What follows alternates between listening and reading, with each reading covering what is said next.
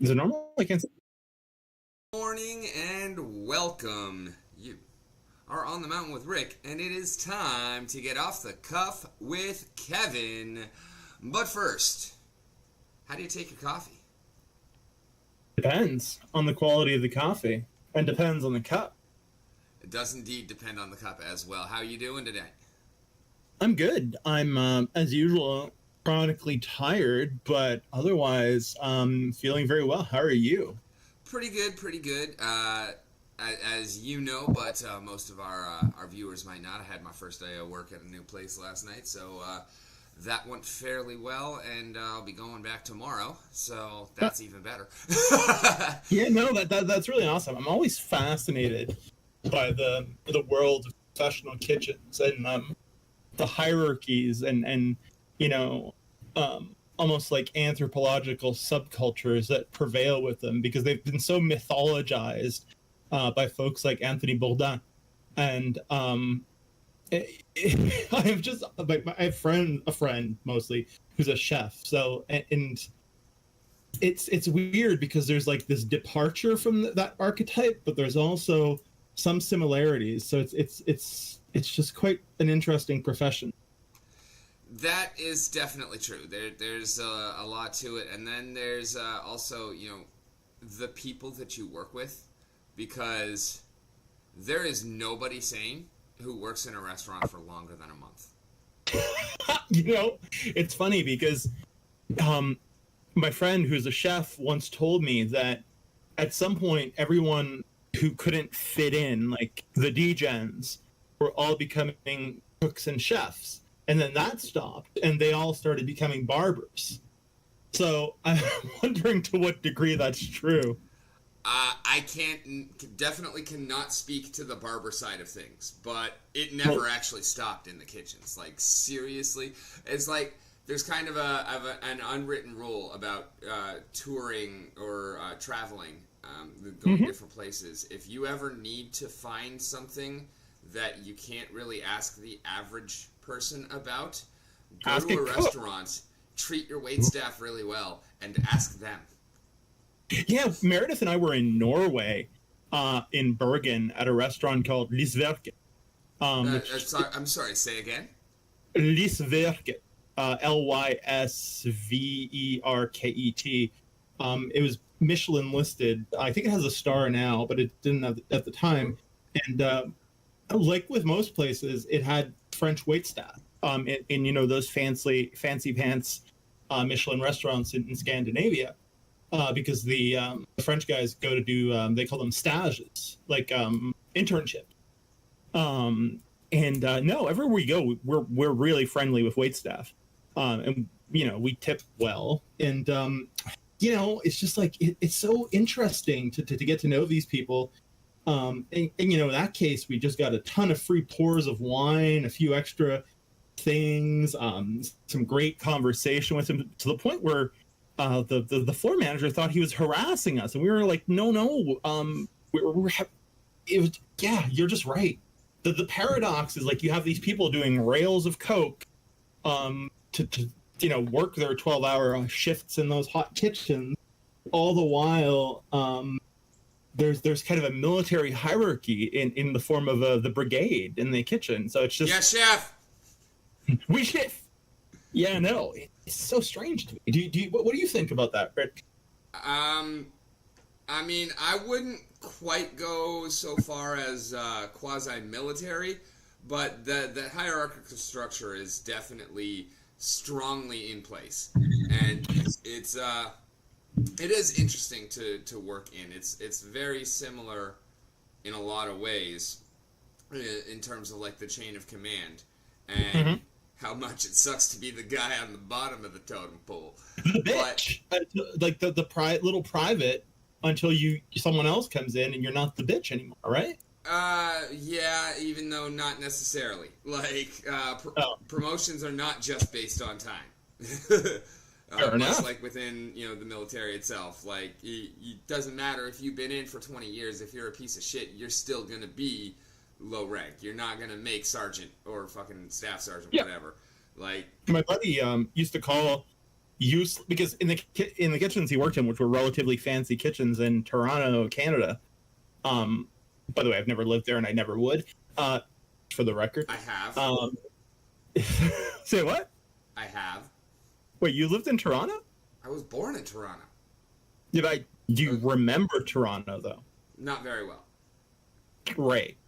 If you did, you deny that it's your birthplace. Well, in all honesty, my birthplace is Hamilton. Well, Hamilton is not that bad. That's where our good friend Rukian Farfellow he lives around there. Hamilton is fine. Toronto is an absolute shithole. Oh, see, I was always told nobody knows anything about Hamilton, and it's a little hole in the wall. So just say that you were born in Toronto, and then people might understand what the fuck you mean. Well, you're talking to someone who's from Montreal. Yeah. So in every single aspect of Canadian life, we have a rivalry with Toronto. And even though I live in Calgary now, I mean, I still hate Toronto. I mean, we would go there maybe once or twice a year for music festivals to visit friends. Meredith and I would, but yeah, it's just so big and unwieldy. It's a city big and round and out there. I mean, ugh. No, but it feels like it has no soul as a city. It's like vapid. I don't know if that makes sense. I will say that we do have the coolest of all Major League baseball parks. The Sky Dome. Yes. It's pretty cool, but what would you say makes it the coolest? The dome. The retractable dome. Well, I think Montreal, which lost its baseball team, as you probably know, they became the Nats. Yeah. We used to have the coolest stadium because if you go look at the Olympic Stadium, first of all, it has the highest inclined or angled tower in the world. No one's built a fucking angled tower higher since the 1976 Olympics. But our team is so cool that the roof used to get pulled up by the tower via cables. But now, because our winters are such shit, they can't open it. And basically, if it's going to snow in the winter and there's a scheduled event at that stadium, if there's like snow forecast 3 days out, they have to cancel it. Oof. So, yeah, because that roof's collapsed. Parts of it have collapsed. It's a great city, especially infrastructure. Yeah, no, totally. Yeah, I don't even know where to go from that one. And in all honesty, like I don't even know like all of the other parks and whatnot. Obviously, I had been to the Sky Dome a few times. I remember when the Jays won it in '92 and '93, and that is why I could never, under any circumstances, never in my life, ever cheer for the Braves or the Phillies. I can never cheer for the Phillies because Phillies sports fans tend to be, and I'm not saying all of them, but Phillies sports fans, bro. It's okay. No, you don't even need to finish that sentence because I know where you're coming from on that, and I will agree they are, let's just say, rabid.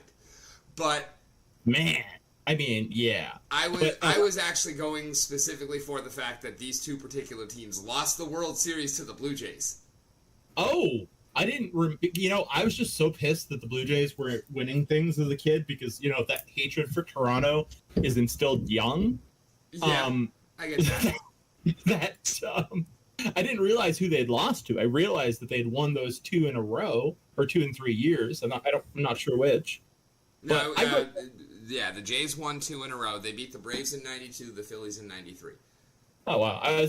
We were both born in 85, right? Or sorry, 92 and 93, not 83. Yeah, no, I know. Born in late 84. Oh, yeah, I was born in early 85 in January. So, yeah, I mean... It's funny. I'm December 84. You're January 85. My fiance is February 85. Oh, wow. Yeah, no, that is crazy. Yeah, no, I remember it, and I just remember being annoyed. And we were having drama with our baseball team, and I didn't grow up like in a rich family, and I was raised by my grandparents, and baseball was like basically the one thing that like any family at the time could afford to kind of go to in professional sports. Yeah. Even when I was in high school, my buddies and I would go to the baseball on $1 hot dog night and buy a $6 ticket in the bleachers and sneak beers in. It's just a lot of fun. It was a real shame that we had such shitty ownership and the city didn't show up to support the team, man. Because I mean, say what you want about baseball and especially Major League Baseball, but I grew up playing it, and it was just great to have a team, to be honest with you. And like, and I do remember that y'all lost the Expos, but I don't remember where they went. Who are they now? They're the Washington Nationals. Oh, okay. And we had some great players. We just kept selling them. Moises Alou, Vladimir Guerrero. That's the first name that I was going to go to. He was pretty rocking. I don't know if Felipe Alou is still alive, but I met him. Cool. I'm at my computer, so I'm actually going to check that because he was the nicest man. I just hope he's still alive. It would suck if he wasn't, but he was kind of old. Oh yeah, he's still alive. Good for him. 1935. But he was such a nice man. You're making me nostalgic, dude. It's crazy how much difference there is on your face when you're looking at something light or dark on your screen. Like every time you pull up a web page, you're just like washed out entirely. I wonder why that is. Is it like just my face goes completely blank, or no? It's the like when you open the new tab, the white is just so bright coming from the monitor that it just floods you. Oh, that's so interesting. I had no idea. I mean, who needs a ring light when you have a monitor in front of you? Right. And how close are you, especially? I'm 18 inches away from this tracking camera. It's new. I just started using it yesterday. It seems to actually be pretty dope. Yeah, it's definitely a nice high-res camera, and it's a pretty good picture. I like it. I haven't installed the software yet, but it's supposed to actually move and track me. So if I go like this, it should reframe me. Oh, that's dope as hell. Yeah, because I have a tendency to lean back like this when I'm on stream or broadcasting. So, but did you pull up your pants before you lean back? Lean back. Oh yeah! Here, look at that. Do you see the camo? Fancy on top, redneck on the bottom. I was thinking of starting a show called Uncouth and Unkempt, the Prime Rogue show. Okay. It's a good title. I definitely I dig that. It's those aren't my words. But it's fun. Those aren't my words, and I can't take credit for them. But I think it's just such a good description. But today was such an august occasion that I thought it was the right thing to do to at least on the top show my and that's respect. all that matters, because it is a kind of a waist up interview. Indeed. I mean, if it was a top-down interview, I don't know if I would have sent people your way for it or joined it. Top-down interview, bottom interviews are just not my thing, really. Right? We're not in Miami inviting Harold and Kumar to a party. Oh, bro. When I was in graduate school in Ohio, my second year, I lived right in front of a White Castle. And so the bar that we went to, which is, like a kind of hipster microbrew type bar called Bodega. Wait, the bar was named Bodega. What the hell is this? I mean, dude, this is like the ultimate hipster cliche bar to a certain extent. They had like grilled cheese Tuesdays where you could get if you bought a beer, you could get a grilled cheese for like almost nothing. a delicious grilled cheese, mind you. But yeah, so I'd go there with my friend Aldous, and who's the chef from Toronto, and we'd get wasted on Dogfish Head 90-minute IPA and God. and Lefroy in the other hand, just double fist. The Lefroy, I cannot hate that. Although I'm a Scotch guy, and out of all Scotches, the last thing that I'm going to order is Lefroy. Like, it's just too fucking smoky. I love the peatiness of Lefroy. I know it's an acquired taste. At some point, there was a place nearby that had Lapsa Oolong tea, and it tasted just like Lefroy, and it was so amazing. Smoky ice cream. It was dope. I love that smoky flavor. But that White Castle right in front of my apartment. There's this like mythology surrounding White Castle because of that Harold and Kumar thing you were talking about, right? Even before Harold and Kumar, yeah. But yeah. Oh, well, not for me, because I don't think there are any in Canada. I don't know, but so I would go to it like quite inebriated, and man, even inebriated, that stuff had this weird smell. And the restaurant had this weird smell, and there'd always be homeless people in it, and it was just a bad scene. It's almost hard to describe. It was always just so dystopian to go there. But I mean, nothing else within walking distance was still open. Sometimes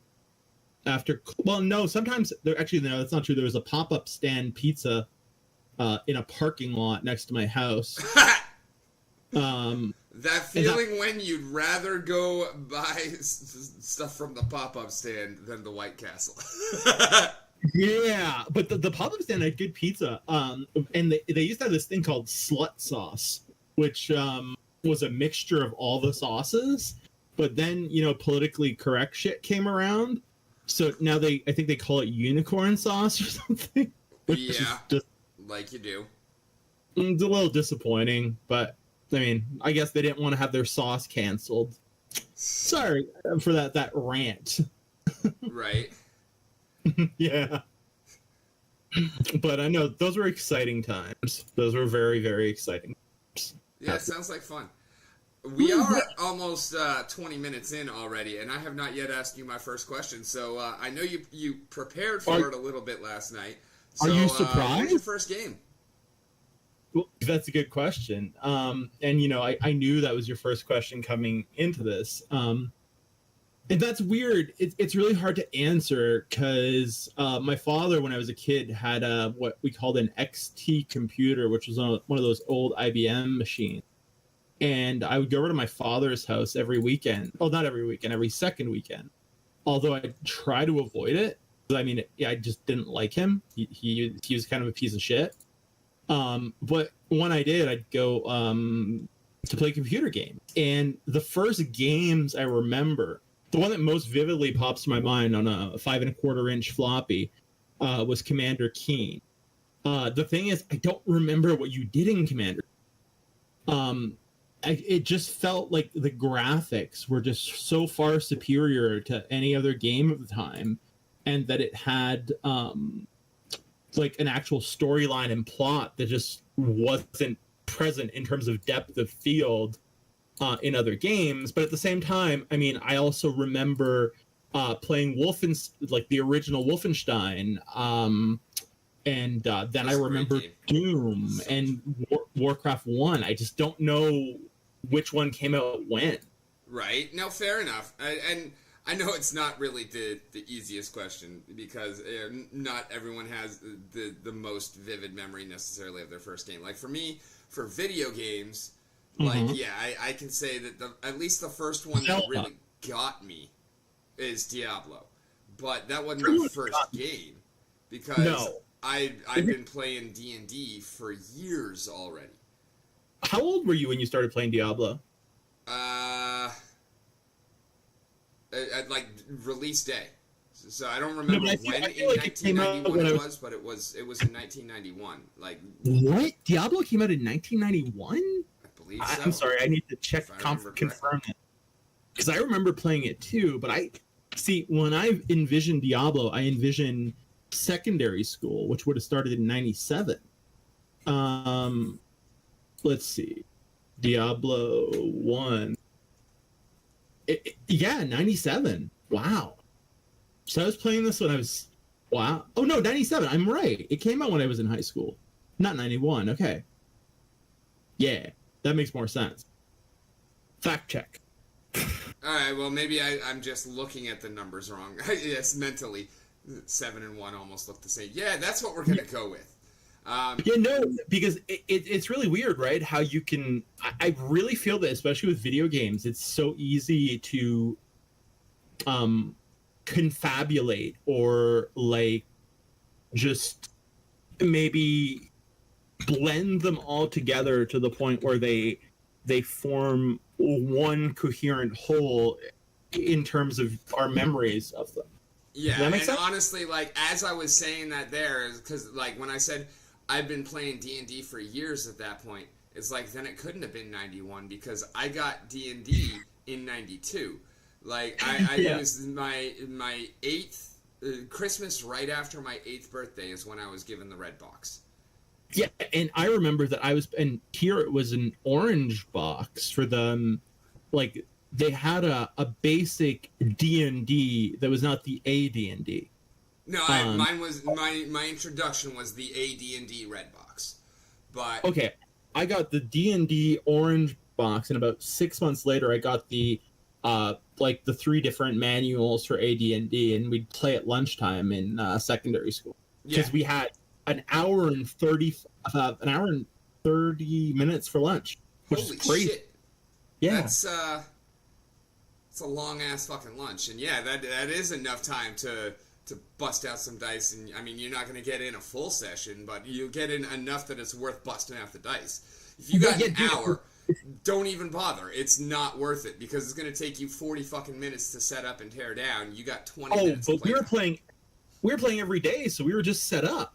We had this little corner we'd go to, and I was the dungeon master because obviously I'm a control freak. No doubt.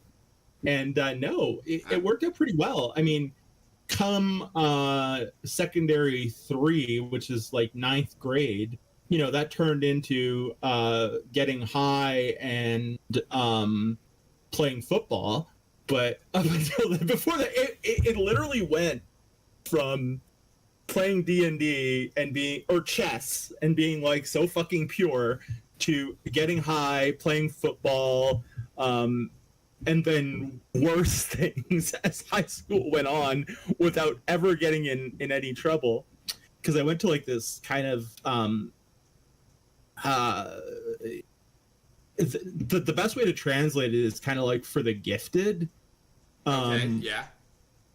But like it wasn't exactly that, but yeah, they gave us a lot of slack in terms of Charles Xavier School for Exceptional Children.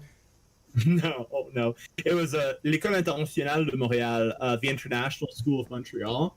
It was like the top-rated or second top-rated school in the province, but it was public since my family couldn't afford private school. And I was pretty smart in elementary school, so they wanted me to go to a good. Well, what happened since then? Yeah, dude, I don't know. It's all gone downhill since then. It's just been an absolute just plunge. Oh, I love the soundboard, dude. I gotta get me one of those. It's open in Discord. It just sometimes takes me a minute to figure out which window Discord is, so it might be a couple of seconds behind. I would so love to get one of those 32 button stream decks, but I can't justify the expense. I mean, it's just ridiculous to have. I want one. I'm not intending to buy one. No. I mean, if I saw one at a garage sale, I'd pick it up. Hell, give me a 12 button. I'll be happy with that. Like, I don't even care. Yeah, you know what? You're probably right. I mean, and I'm sure there's like a way to hack it so that you can kind of play some like combinations of sounds. Actually, you know what? We don't even need that. Just give me a fucking one of these like mice that has 24 buttons on the left side. Right? Yeah, like those ultra. They're probably just as expensive though when you think about it. Yeah, but then you're also getting an amazing fucking mouse out of it too. So I have an amazing fucking mouse. I love this. I mean, I've got a good mouse. I enjoy my little red dragon here. I don't remember what this is called. It's a Logitech that like works on glass and pretty much any surface. Oh, cool. Yeah, it's like the cream of the la crème de la crème of my mouses or mice. It's really good. It's hasn't failed me. It's not like keyboards where I go through like 2 or 3 a year from writing so much. I actually this for my for my most recent birthday, I got this. It's a keyboard and mouse combo, and like nice. they're awesome. They're they're pretty. They work well. They're not super loud when I'm clickety That looks clackety. pretty loud. I mean, it's not as loud as mine. Like, let's see. Rick is a total. Yeah. I mean, yours is super loud. Mine is not quiet, but it's not like super loud. Then Don't again, you you get, probably also hit your keys a little harder than I do. I type really fast. Especially if you're fucking going through keyboards a couple a year. Yeah, I mean, I bought the laptop that we moved to Alberta in October, and I didn't unpack my desktop until 2-3 weeks ago. And the keyboard, the laptop I bought before coming here, I've cracked 3 or 4 of the keys, and the rest of them are completely wiped off. Like there's no visible letters on the middle of it. Oh wow. Yeah, and you also do a lot more typing by just the nature of your work. Mm-hmm. So I'm starting to do a lot more, which makes me super happy that I have this much better keyboard. Because for the first I don't know, 8 months of my streaming journey, I'm on the laptop and I was using the laptop keyboard. Oh, brutal. Yeah, and Yeah. at least it's got the numpad. But oh man, the numpad is critical. But it still sucks. Concur. And the lack of real bounce on the keys, the tininess of the keys, the awkwardness of having the hands that close together and being that close to the screen. Yeah, I'm so much happier having a real keyboard. Like, even if it wasn't nice. Yeah, no, I totally get that. When I actually pulled out the keyboard that came with the desktop, I was like, oh my god. At first I was like, oh god, this is so hard to type. And after a few days or a few weeks, I just like got back into the rhythm of the keyboard I know, and my fingers are just flying on it. It's such like muscle memory is such a beautiful thing. Yeah. Yeah, it's like I play string instruments, mostly the guitar, and like even if I don't play for a while, my fingers know exactly where to go when I pick it back up. That part of the brain is absolutely crazy to me. Yeah, the subconscious is definitely ridiculously powerful. Mm-hmm. It's like our good friend Sensei Bullrog was on stream for his birthday, and he was a little hammered a few nights ago. Yeah, you were telling me he was fucking blasted. Yeah, he was drunk as shit, and I guess he grew up playing piano. And dude, this guy can bang on those keys, man. Like no joke. Really crazy. So he was like manically shifting from like at the beginning from the computer to the piano, and he's playing these very intricate pieces that I was just kind of amazed by. I was like, he's obviously a talented man. The Fate of Monsuda collection and the game he's building from it are both wonderful, but yeah, he's like a renaissance man, a pothead renaissance man. And you, I'm sure that you also have a good relationship with him. I have reached out to him and invited him to come on here. You should put a bug in his ear as well. I think he's really busy designing the game, and he had told me that he would be doing, I think, streams when the game was ready / closer to launch, if that makes sense. Okay, yeah, makes a lot of sense. So, probably later this year, because I know he's still looking for a Q4 launch, right? I believe so. He has kids and all that stuff. So, I mean, like, I think it's already hard for him to find time to do his dev work and to stream, which I think is his stuff. And yeah, I get it, because he's got his fingers in a lot of pies too. Like, oh god, yeah. Speaking of fingers and lots of pies, I mean, both of us are absolutely kind of, I'd say, overwhelmed with projects that we're working on, right? I mean, yeah. I see a cube behind you. I know what it is, and the audience. You know very well what that is. I mean, all of our viewers do too. Well, all of my regular viewers, the ones that you've brought in, might not. That is, this is Galil, the fantasy planet that I have been building for a couple of decades, and the source or the location of the game that Kevin and I are working on, called Dragon Memories. Yeah. It's dope. I was initially hostile to your world being cube shaped based on the laws of I remember. But I mean, if the dragons are controlling the planet, I guess there's no reason why they couldn't. Because I mean, the laws of physics would state that an object that was subject to the gravitational pull of anything would gradually become spherical. Yes, and it is trying to. But the one thing about the way you said that though is the dragons really aren't controlling it. What are they doing? They're not there. Fuck. Like they literally, like, they guardianship themselves. They do not have physical remains. They're like, they fuse their essences with the planet.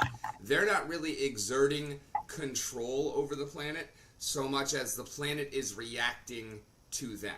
They did not intend to turn the planet into a cube. They intended to, guardianship themselves, protect the planet, and then it is their mutual hatred of each other that caused the planet to become a cube. Right. I'm not as familiar with the lore as you and Ben, but that really reminds me. For those in the audience who don't know, I'm the head of lore at Novo Pangea, which is an awesome Web3 game. And it kind of reminds me of our world in as much as we had, the 6 creators, plus Zine, the creator of creators at Genesis, who created this planet with 6 realms. And the notion was that the realms were in harmony. But I think one of the themes of the story that we're going to get into as we continue writing it is that power corrupts. Power corrupts, absolutely. But just even base power, like just being the leader of a given piece of territory kind of makes you an absolute dickhead. It is basically the vibe that I'm getting from a character that I can't really talk. Well, I mean, the audience wouldn't really know what I was talking about, but yeah. No, and it's all good. We understand. For those who don't know, Kevin is the lead lore writer for Novo Pangea, and therefore he is privy to some information that is not yet public, and has to kind of occasionally toe the line on what he is able to actually share. He is really excited to give us all of the information, but some of it is not public yet. That's really right. Exactly. I mean, tonight I'll be reading some lore, and you had Creati on here, Mike Creati, a couple of weeks ago, and he talked a bit about some of those things. And we're pretty open about it because our cards, our legendary cards, kind of tell the story. But obviously there's filling in the gaps and putting those together, right? Which is super exciting to be working in that beautiful world. And it's almost lovely to be writing my first mean, I don't know if I'd call it a novel, but it's certainly novel length, in a world that's been created for me rather than one that I have to create from the bottom up myself. I honestly, like, I feel the opposite way on that. I would much rather be writing the lore about the world that I've created than another one. Like, I'll be more than happy to help write lore for other people and whatnot. Like that, it sounds like a really sweet gig, and I have had that conversation with a few people myself. I'd be more than willing to pitch in, but it's so much more fun when it's like there are no constraints. I can do any goddamn thing I want. I don't have to fit anybody else's established storyline. We get like in a world of pure imagination. Trying to harmonize with you there. No, it's so much fun, and yeah, I remember when you found out that Galil was a cube, and you were like, "What? No, that doesn't fucking work." No, it was pretty hilarious. I mean, it was all screen. So, for those who are new here, first off, welcome and thank you for joining. But Wednesday nights, I have my best friend, my co-creator, on my regular stream. It's World Building Wednesdays, and all we do is talk about Galil and kind of flesh out the lore and stuff like that. Always a great time. Absolutely. Kevin joined for one of those, and just the first reaction that he got was like, "Wait, it's a cute? No, that doesn't work." And then Ben and I are both like, "No, we understand that physically that doesn't work. That is still the conceit of this planet. Everything else is built around that. We do have a very strong because magic, and then from there, everything is as scientifically accurate as possible to try and hand wave as little away as because magic as possible."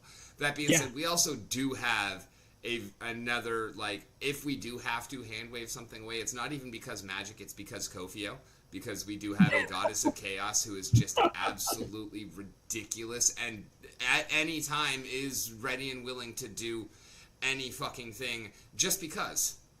Yep. But going back to your notion about writing lore completely from scratch versus in a world that's been partially created, I originally thought that constraint would be bad, but I've found that I used to have the same point of view as you, that I'd rather just build my own world, but I had tried to write novels before, and at some point it would just lose track. It would become too complicated. It almost feels that, like, as a first-time fiction writer, in terms of like the ultimate goal of publication,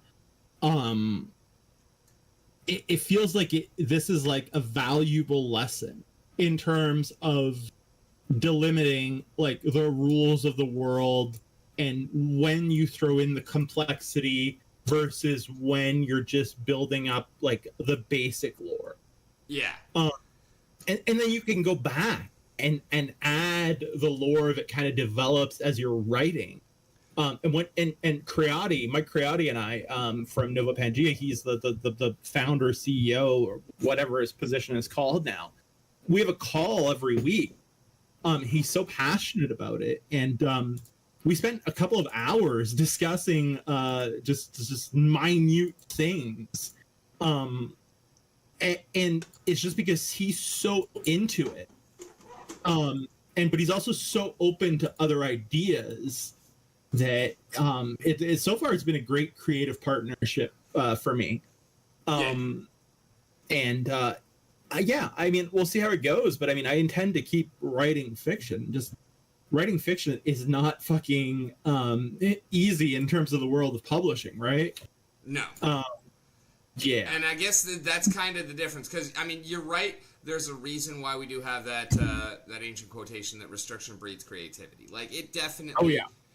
It helps because it helps you to focus in on stuff. And I don't mean to like poo-poo on writing for You're other not poo-pooing people's anything. Don't get me wrong. I just like, it's like I know this world like I know myself, because I've already got 20 years on it. So that's Absolutely. I think the differentiating factor there, and there's still a whole lot of restrictions because I am trying to make things like as accurate as possible and whatnot, and like still trying to figure out how to locate somebody who can design the cosmology and the rest of the galaxy, the stars around it, whatnot. Because I love the world building that you're doing with Ben.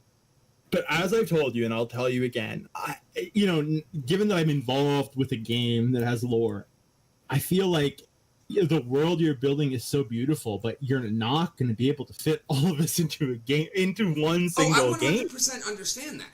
Like, and even like this is the world originally designed not for publication necessarily, but for D&D.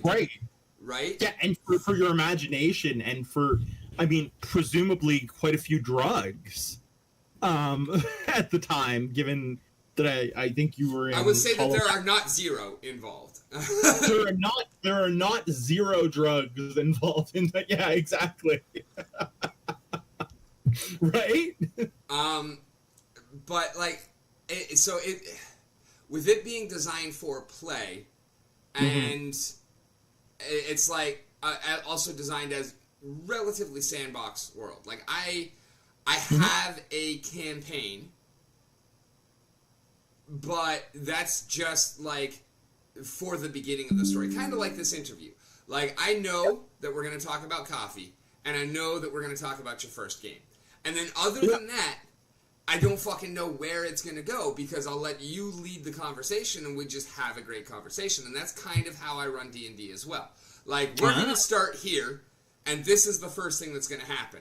And then I have a million other possibilities, and you are in the driver's seat. And I look at the game itself. That's how I do my interviews. That's kind of how I do my interviews with guests that come on my stream. I try to let them, I'll certainly guide the conversation, like, through active listening, but I don't want to hijack. Exactly.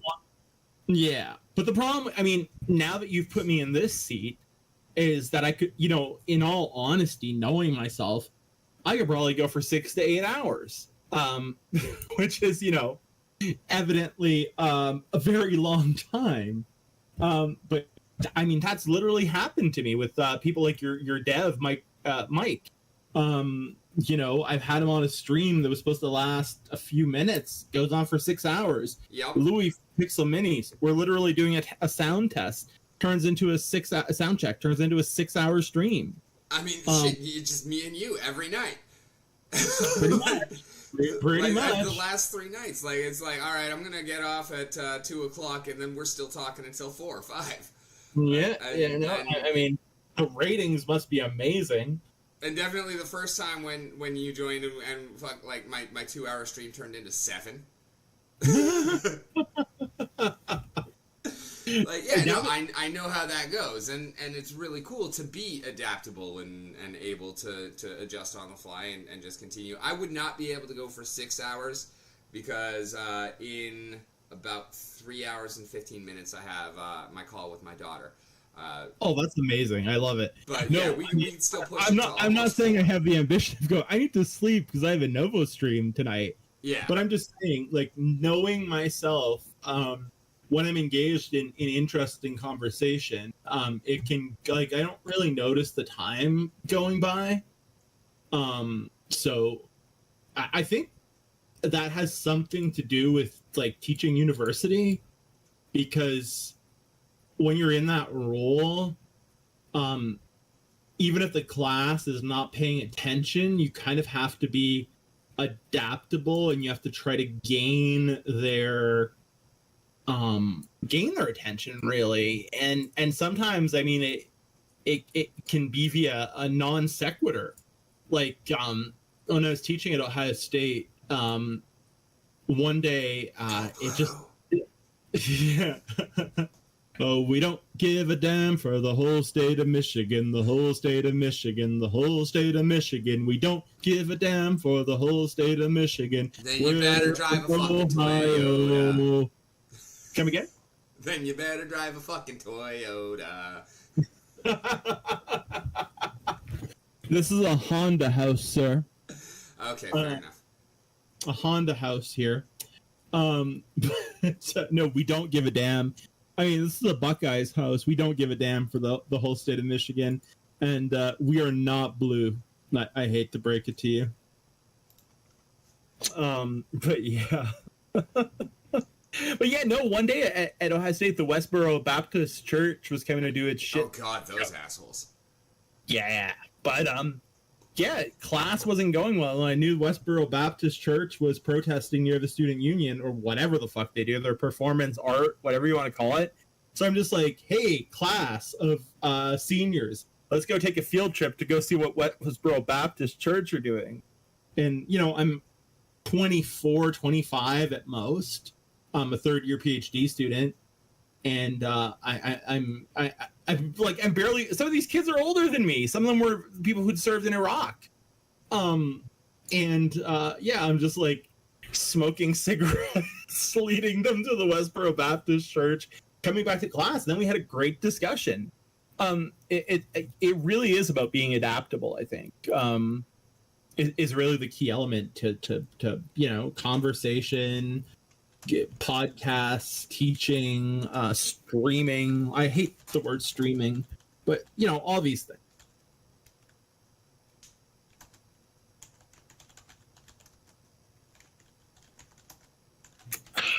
And by the way, JT earlier was complimenting my mug. Thank you. This is a Notts County FC mug that I had gotten. Oh, I just noticed how shiny the mirrored sections are. Like, I thought it was just black. No, it's black and white stripes. Notts County is the oldest professional football club in the world, and I had won this like meet the players thing, but I couldn't make it to Nottingham. So I told the commercial lady over at the club to like give them to a cancer kid or something. Well, thankfully there were no cancer kids. So she just drew it amongst the young pies, because we're called the magpies. And this little girl, 7 or 8 years old, sent me a care package with this cup. And I was drinking coffee from this cup when Notts County won promotion back into the football league about 3 weeks ago. So it's my lucky cup now. Cool. Mm-hmm.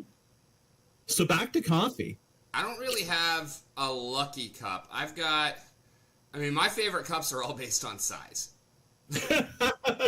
Yo, same here. Size and functionality. If you see me on stream, I'm always drinking out of one of these. These are Zozirushi Japanese thermoses. They'll keep your coffee warm for 24 hours. I'll go to sleep with coffee next to me, and I'll wake up in the morning and my coffee will still be warm, if not hot. I left one of these outside in the snow in Iceland once overnight when Meredith and I were in Iceland in, I think, February. And the coffee was still warmish in the morning. Wow. Yeah, but it's weird that you say that, because we both drink out of, like, Meredith drinks out of a Nalgene. I drink out of a metal version of one for water. And we don't really use glasses. And some of our friends find that really weird. But for us, it's completely normal. Unless we're, like, drinking wine or something. Why use a glass? It just seems to be kind of, like, superfluous. Yeah. I always say superfluous. Yeah, no, it's sometimes the French that I know fucks with the way I pronounce, if that makes sense to you. Yeah. Yeah. Then again, I might be wrong, because my pronunciation is based on the fact that I wrote a poem called Superfluck Yourself. Can you read it? No, this was years and years and years ago. All I remember is the title, and I don't have that paper anymore. Like, it's something that did not survive one of the many, many, many, many, many moves in between. Not to interview you, since I know I'm the interviewee here. But yesterday I found out that you and Ben both lived in trailers in Colorado for a while, and clearly, I guess this is something you're willing to talk about, since you were live on stream. What was that like? So, okay, so I've lived in trailers a couple of places, not just up in Colorado, and I don't know that Ben has ever actually lived in a trailer. Like he's got his little tiny house. Before that, he lived in the main house. Okay. So his parents. And his it's a shed that is built into a house. It's portable technically, but it's not a trailer. Like it would have to go up on a flatbed. It's not self-mob. Okay, I got you. Yeah. I was living with, when I was with my ex-wife, we had the whole family, including, let's not even get into that right now, but we had the whole family in a relatively small single-wide trailer. So it was 4 adults and 5 kids. In a single-wide trailer, that is to say, like... Yeah. That's like the size 14 by 7. 14 by 7? Yeah. Okay. How did that work? Not well. But when I started doing traffic control, and I was working up in Telluride, and I was already kind of like on my way out of that whole situation. Sure. And so I was camping out because I'm working like 3 hours away from home. So I'm camping out all week and then just going home on the weekends. That makes sense. I started out in a tent, and then I secured myself a little busted up, broken down piece of shit camper trailer. That actually sounds kind of liberating when you say it, though. Oh yeah, no, it was. It was fucking amazing. And so, I took that up there, and I had a place where I could set it up and then not have to worry about it on the weekends and everything when I went home, because I didn't have a way to haul it. I was driving a 2005 Honda Civic Hybrid, only the electric battery was kind of shot, and therefore it was basically just half of a 4-cylinder. And that sounds fancy, dude. I mean, it was not terrible for the most part, except going uphill, because not having that electric boost when you're going up a 30-degree grade is fucking rough. Woo. Yeah, I can kind of feel that. I mean, I don't know jack shit about driving, since I've never had a driver's license. Let's just say that if it weren't for the fact that car was a manual, there are certain trips that I had to make to get to work that I would not have been able to do. Like, an automatic of that same car with the same problems would not have been able to make it from Cortez to Telluride. Because there were times where I would have to drop down into second gear.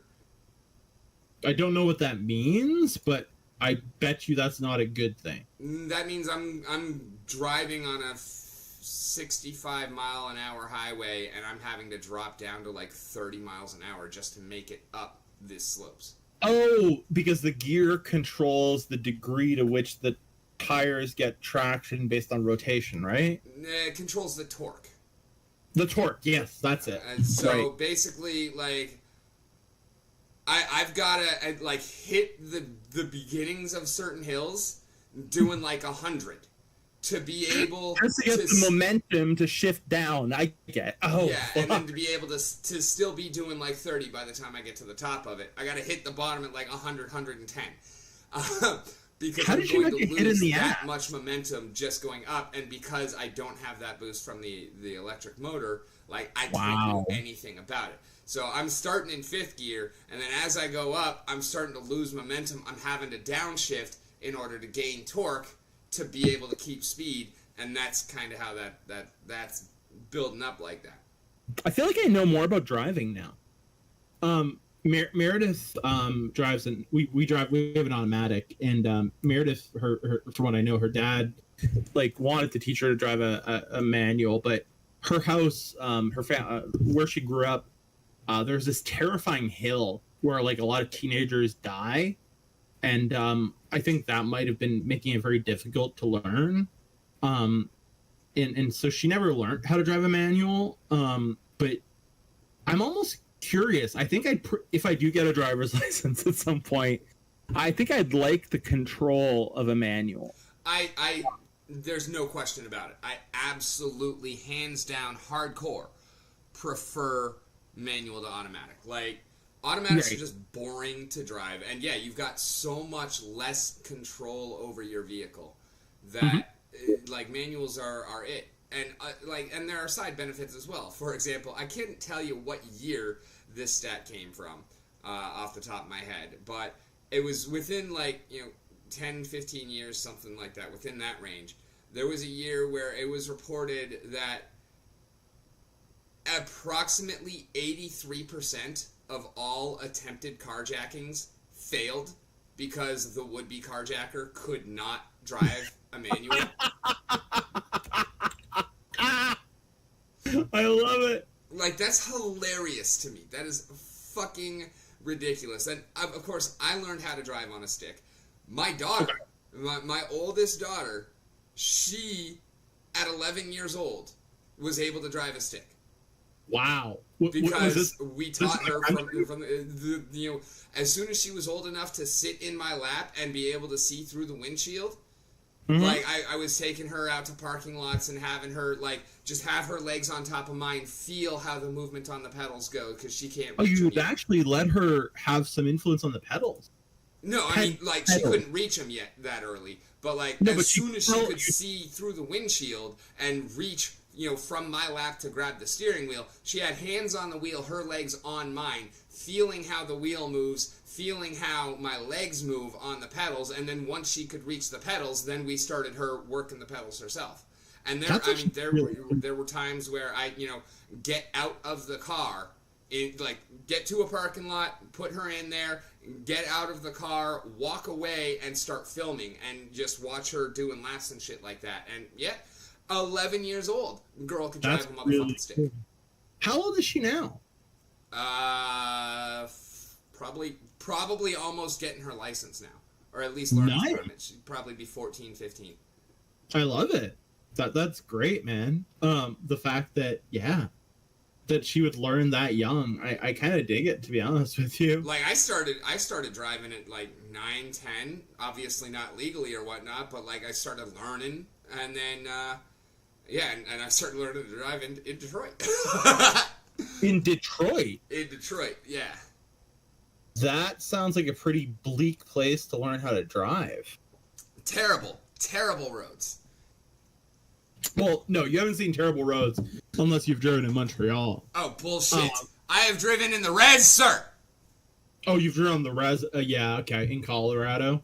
The reses? Yeah. Yeah. Okay. And Arizona, where, my directions start with turn or pass this road, go 57 miles, and you'll see 3 right-hand dirt road turns. You take the middle one, you go 27 miles, you see big tree, turn left, you see big rock, turn right, you go through the wash, you see fence, turn left. Oof, that sounds like a brutal set of directions. I mean, if the reses are the American reses are anything like the ones that are depicted on Yellowknife, not Yellowknife, wasn't it Yellowstone, that show? Never seen it, so I cannot confirm nor deny. Oh, dude, it's just long stretches of desolate nothing. Oh yeah, okay, no, that's it, yeah. Well, I mean, in Yellowstone, people try to rob you and shoot you too. I don't know how. Also true. Okay. Not a guarantee or anything like that, but definitely a potential. So there's no promise that you'll be shot, but as part of the American dream, nightmare hogging the scene, there is a possibility. So you always have that sense of excitement, right? And it's more along the lines of, if something happens to you on the res, there will never be any investigation. That's the thing. It's not that it's that much more likely that something is going to happen. Right. I mean, the that Native if American it does, people, there is no consequence to it. And I have actually been out on the res doing deliveries and had a gun pulled on me because we were returning a dryer that we had brought back for service.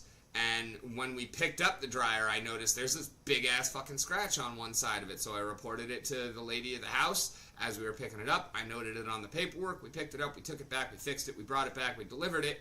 And then we're a couple doors down the street. We're doing a whole house pickup. Because basically every stick of furniture in this house is Aaron's. And these people have not paid their bill. In fact, they cut and run. They basically just left the apartment empty.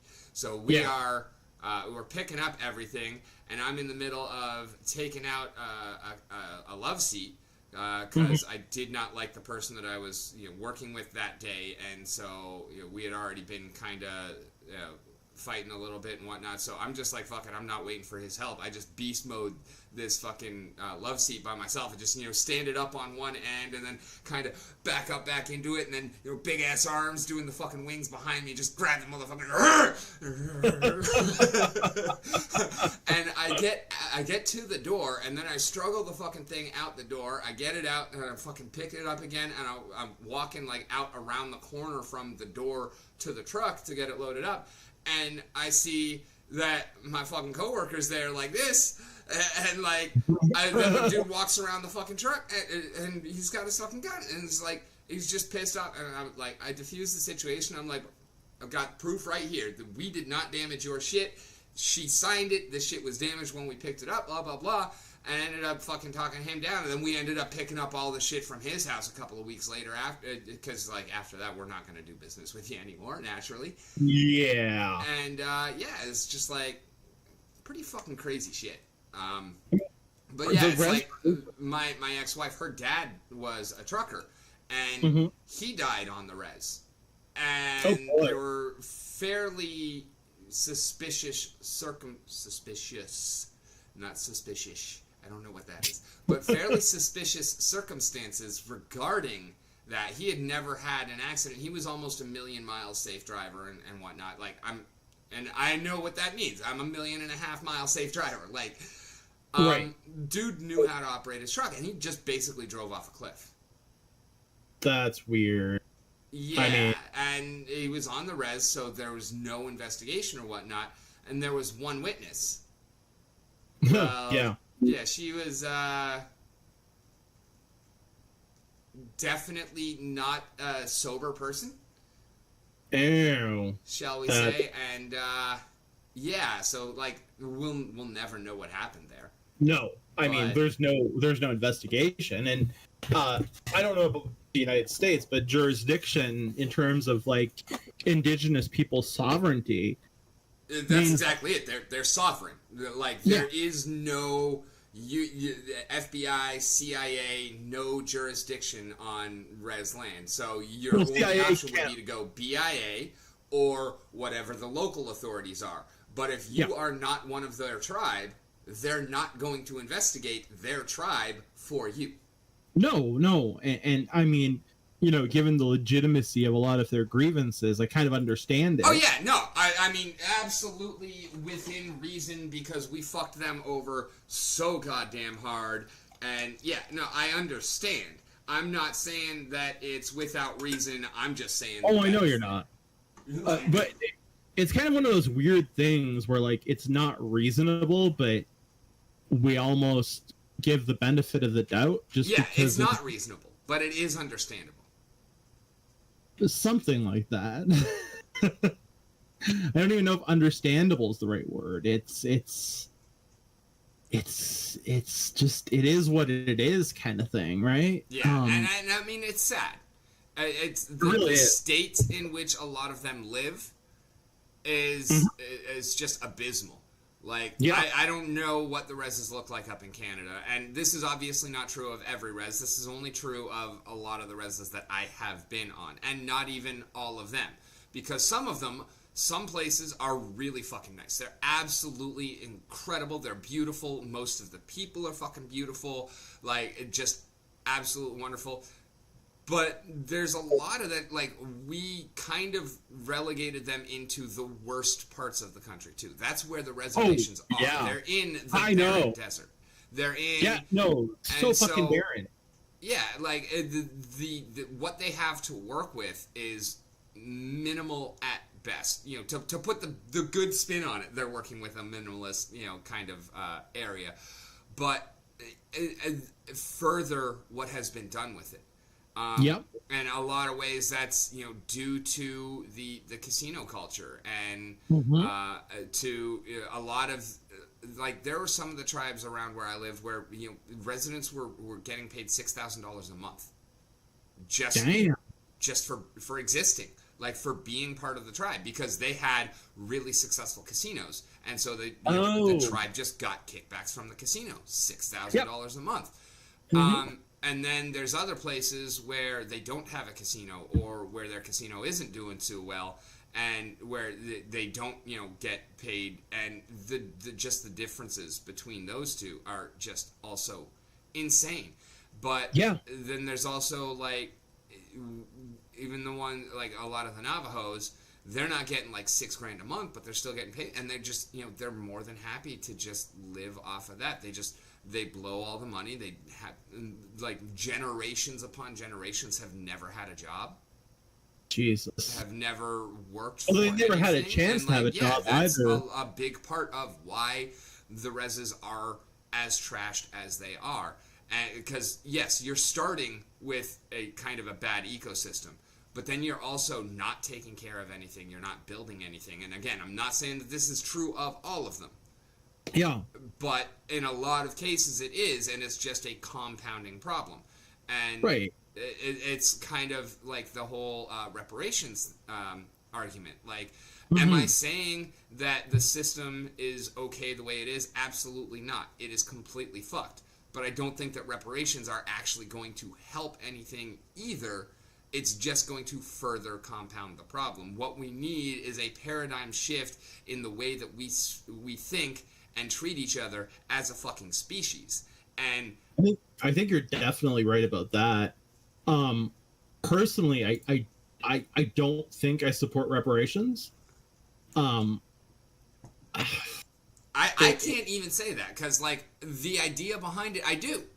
I do understand how, you know, the structure of society has been built in such a way that it has, you know, negatively influenced the growth of other for sure. And we're talking about systemic / structural discrimination that's been ongoing for such an extended period of time. Exactly. Right. But you know, it's gone on for such a period of time and in such a degree that I don't think it's possible to counteract with such tactics. With reparations alone. Yeah, okay. Yeah, it's got to, it has to be a more wholly systemic answer. Like, money is not going to solve the problem, because the problem is not just money. Right, money is a big part of it, of course, but like there is so much more to it than just money. There's this social theorist called Gayatri Chakravorty Spivak, Indian, from India, rather, I mean to say. And they that is what Indian means. The others are, you know, we're talking about reses, that's natives. Right. You know, in Quebec, because of the whole, you know, they were looking for India thing, the word for corn is blé d'Inde, which is would be wheat of India. Huh. So even though, you know, we're not India, we would still call, in French, we would call it wheat of India, which always struck me as very odd. That is pretty fucking odd. Yeah, I'll agree with you on that one. That's But what Spivak said was that when a person has been marginalized since such a young age, since childhood, they become incapable of understanding the degree of their marginalization, meaning that at a certain point, they don't have a point of reference as to what is normal in a social setting. yeah. And you know, I think that kind of happens with people who've been brainwashed, you know, abused to the point where the abuse is normalized. Yeah. and I think this is like Stockholm syndrome. Stockholm syndrome's a bit different though, because I mean Stockholm syndrome is really particular to that actual incident in Stockholm. Meredith and I, when we were visiting Sweden, we actually saw where it happened. And that was basically, that's more of a micro level phenomenon. I think that's not always long lived, like abuse would be. I think there's a bit of a difference. It's surely similar, but Gotcha. I think you're both of them involve. Sorry, the subaltern and the Spivak thing kind of involves taking on the identity that's been imposed upon you, while Stockholm syndrome would be more like sympathizing with the person who's captured you. Okay, gotcha. Yeah, that's a pretty fine and yet wide distinction. Yeah, I think it's just one of time frame, really, to be completely fair. But I mean, we're getting pedantic here. There are very clear distinctions between them. Very clear similarities between them as well. Yeah. So I mean, it's kind of a circle jerk to just at some point. Which, you know what? Speaking of pedantism, not possible. There's only one way to do a circle jerk, and that is just one person. Because no matter how many points you put around, that goes from a point to a line to a triangle to a square to a pentagon to a hexagon. Like, you would never get to a circle. You could have every male in the world around the equator.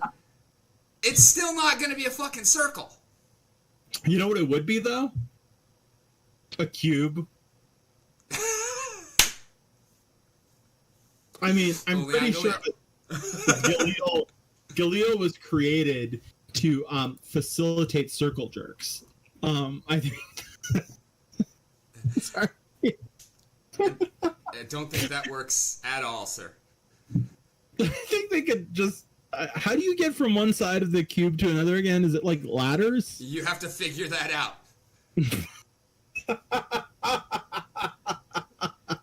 Like, it depends on where you're at and where you're trying to go. Some of the sides do have ways to get through, like you can see right here. Mm-hmm. From the main side, Makala, into the swamp side, Dushonet. Like, there is kind of a pass here called Heckelford's Crossing. Yeah. Where and there's a mountain pass somewhere else, right? Huh? There's a mountain pass somewhere else, Ben was telling me. I believe. No, that is the mountain pass that he was talking about.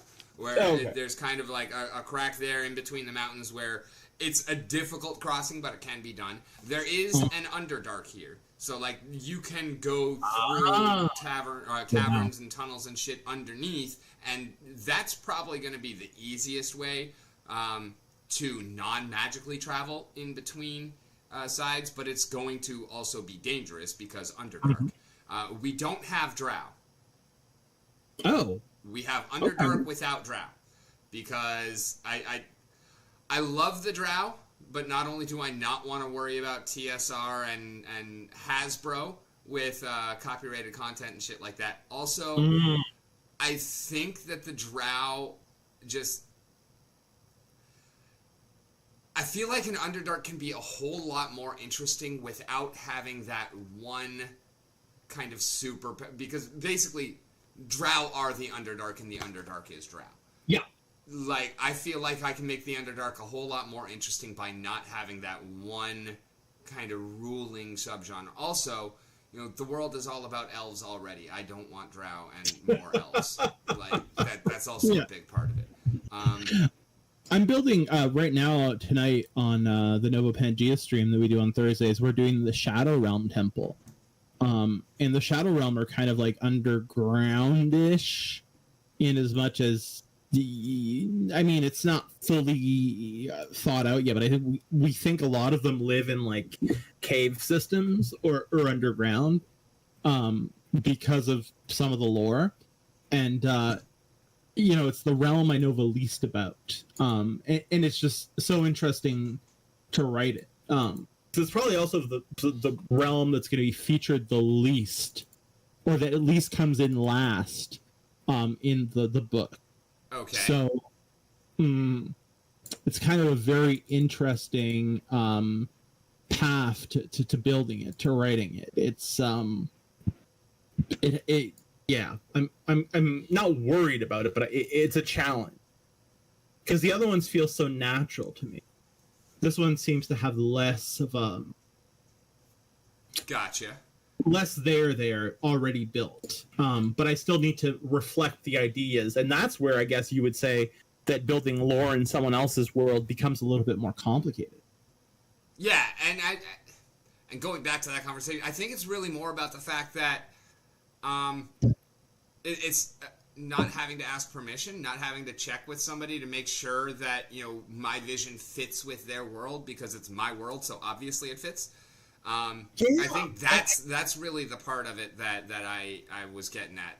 It's not so much about the restriction, because yeah, that does help to focus you and build specifically this, as opposed to I'm gonna start building this and then get distracted and start building this and then get distracted Right. and continue building this and then get distracted and start building something else entirely. Yeah, one of the crazy things about working with Mike is that I never really feel like, of course, there are a few things where he's had like a very strong feeling that this needs to be like this, right? And you know, it's his world, and he, I don't think he came up with all the elements of a lore, but he was certainly involved in it. So it's like his baby. Yeah. But I found him to be remarkably open to changes, which has been really cool. There's never been like a juncture at which we've like, you know, where I found it overly constraining to channel his vision, I guess would be the way of putting it. Which was actually kind of surprising to me. I mean, I thought that it would be more of a challenge. But no, it's kind of weird, to be honest with you. Well, that's awesome then.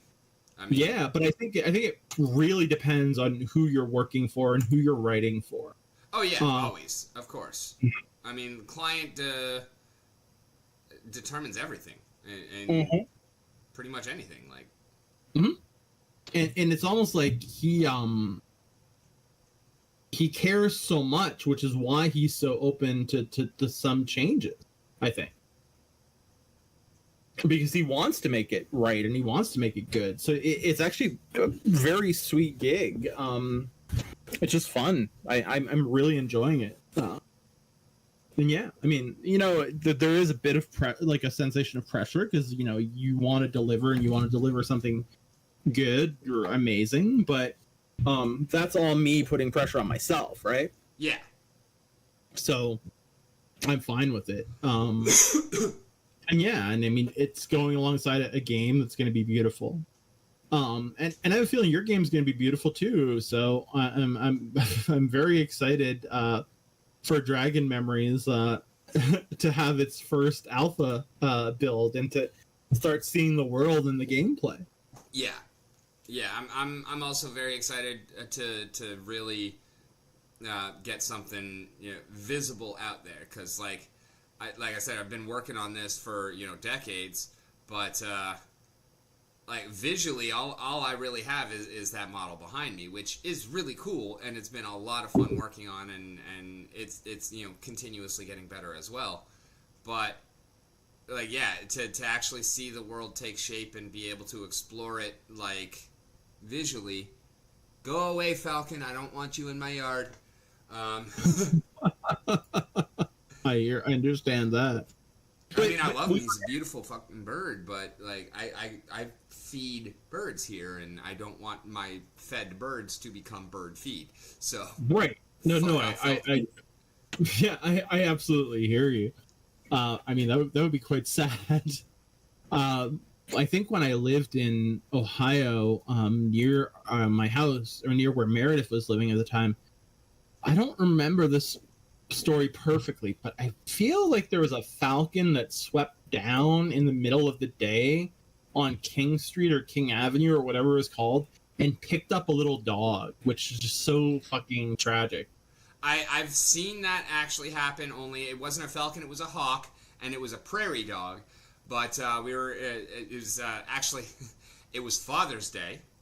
Oh my And God. I had woken up and gone outside to greet my puppy and found him dead. Oh, I'm so sorry. And then went to church and had gotten, like, I would go all out for Mother's Day, right? It was also close to her birthday, and I went all out. Like, it was like a week-long thing where it was like her birthday was May 9th, and then usually Mother's Day was like within a week of there. So it would be like every day between Mother's Day and her birthday, just bam, bam, bam, bam, bam, bam, bam, bam, bam. Always did that every year. Yeah. I got a pair of work pants and a card Oh my for God. that Father's Day. And then went to church, and it was, just, I was already feeling like shit. And then I mean, I don't know how you made it to church after that. we're leaving church and driving home, and I make a left turn by a different church, actually a Seventh-day Adventist church school. Okay. What do these 7-day Adventists do? I have no idea. But it's just like, it was a school that was also, church on Sundays or whatnot, but it was an actual, like, Monday through Friday school, but it was a, religious private school.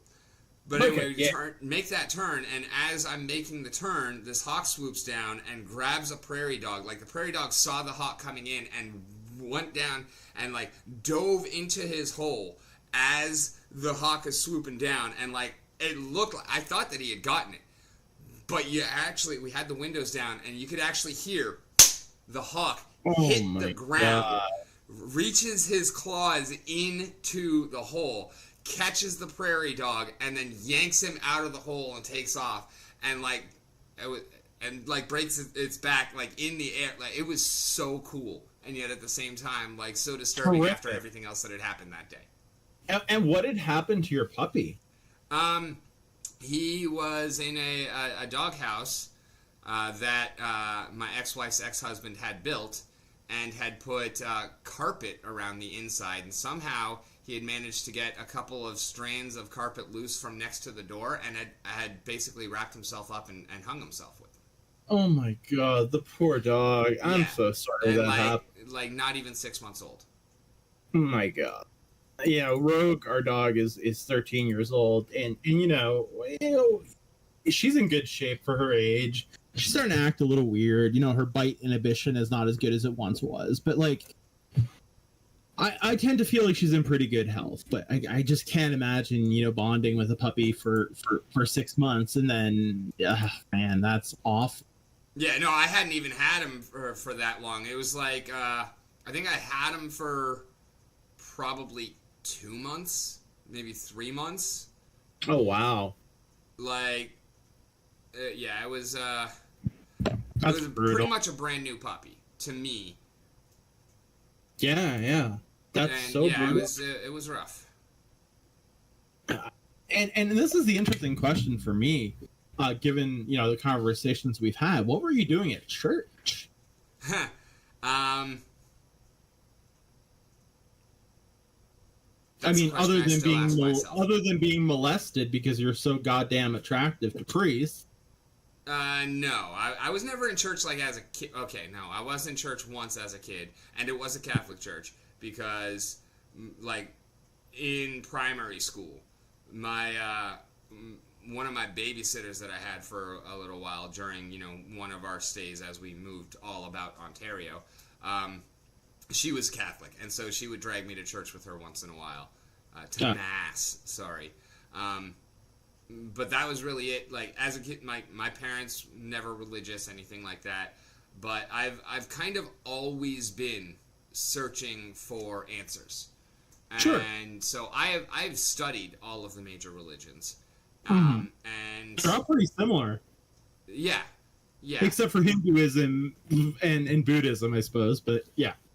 And that's how I can kind of confidently say now that all religions are cults. Religion is a scam. It is a means of control over the populace, much like everything else.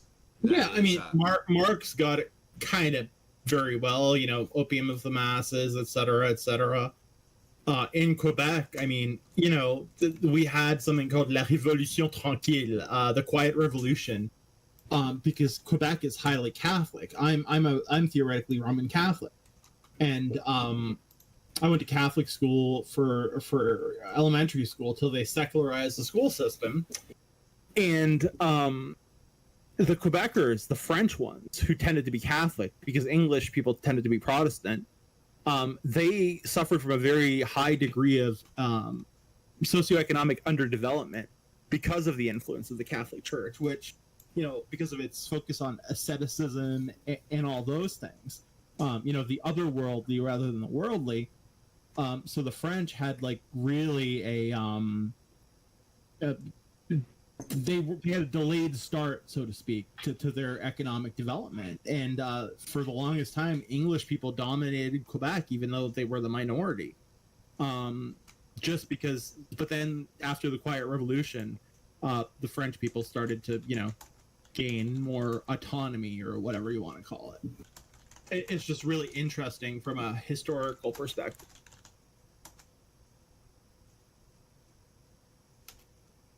Fascinating, I guess I would say.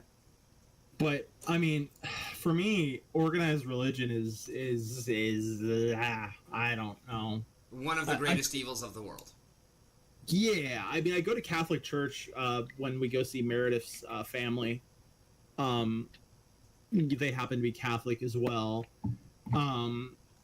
Church makes me anxious for some reason. I'm really not the biggest fan. And man, the sermons are just so fucking I feel hypocritical considering everything the Catholic Church. They are. Every fucking religion is hypocritical. It's all fucking bullshit. It's just like there has never been a good president. In order to be considered for the job, you have to be a world-class piece of shit. Lincoln, for me, is probably your best president. I mean, I know more about American politics than I know about Canadian politics, to be honest with you. And Lincoln was to a certain extent a piece of shit. I mean, to have that degree of ambition, I think you have to be somewhat sociopathic. But Lincoln, at the same time, I mean, if you judge him on the basis of his deeds, what he accomplished rather than his motivations, I mean, I think he was one of the better ones, yes. Yes. But that's saying, you're the least smelly shit. Or no, you no, even better than that. No, you are the fecal matter that contains the least amount of blood. Or you're the least worst Catholic priest pedo. Yeah, you're a Catholic priest that realized what you were doing was wrong after the first boy. I mean, that's not funny, but it is. But he still kept doing it. But again, the question is, what were you doing in church at that point, other than just exploring? Okay, so when I moved up to Colorado, I moved in with a girl that I had met online on a game, not like dating app or anything like that, but I had gone up and I had spent a week with her, and I fell in love with Colorado at that point. I kind of knew that her and I were not going to work out long term, but I saw the opportunity, and when I came back to Florida after being in Colorado, I was like, no, this is just not gonna do. So I went up and I visited her for a week.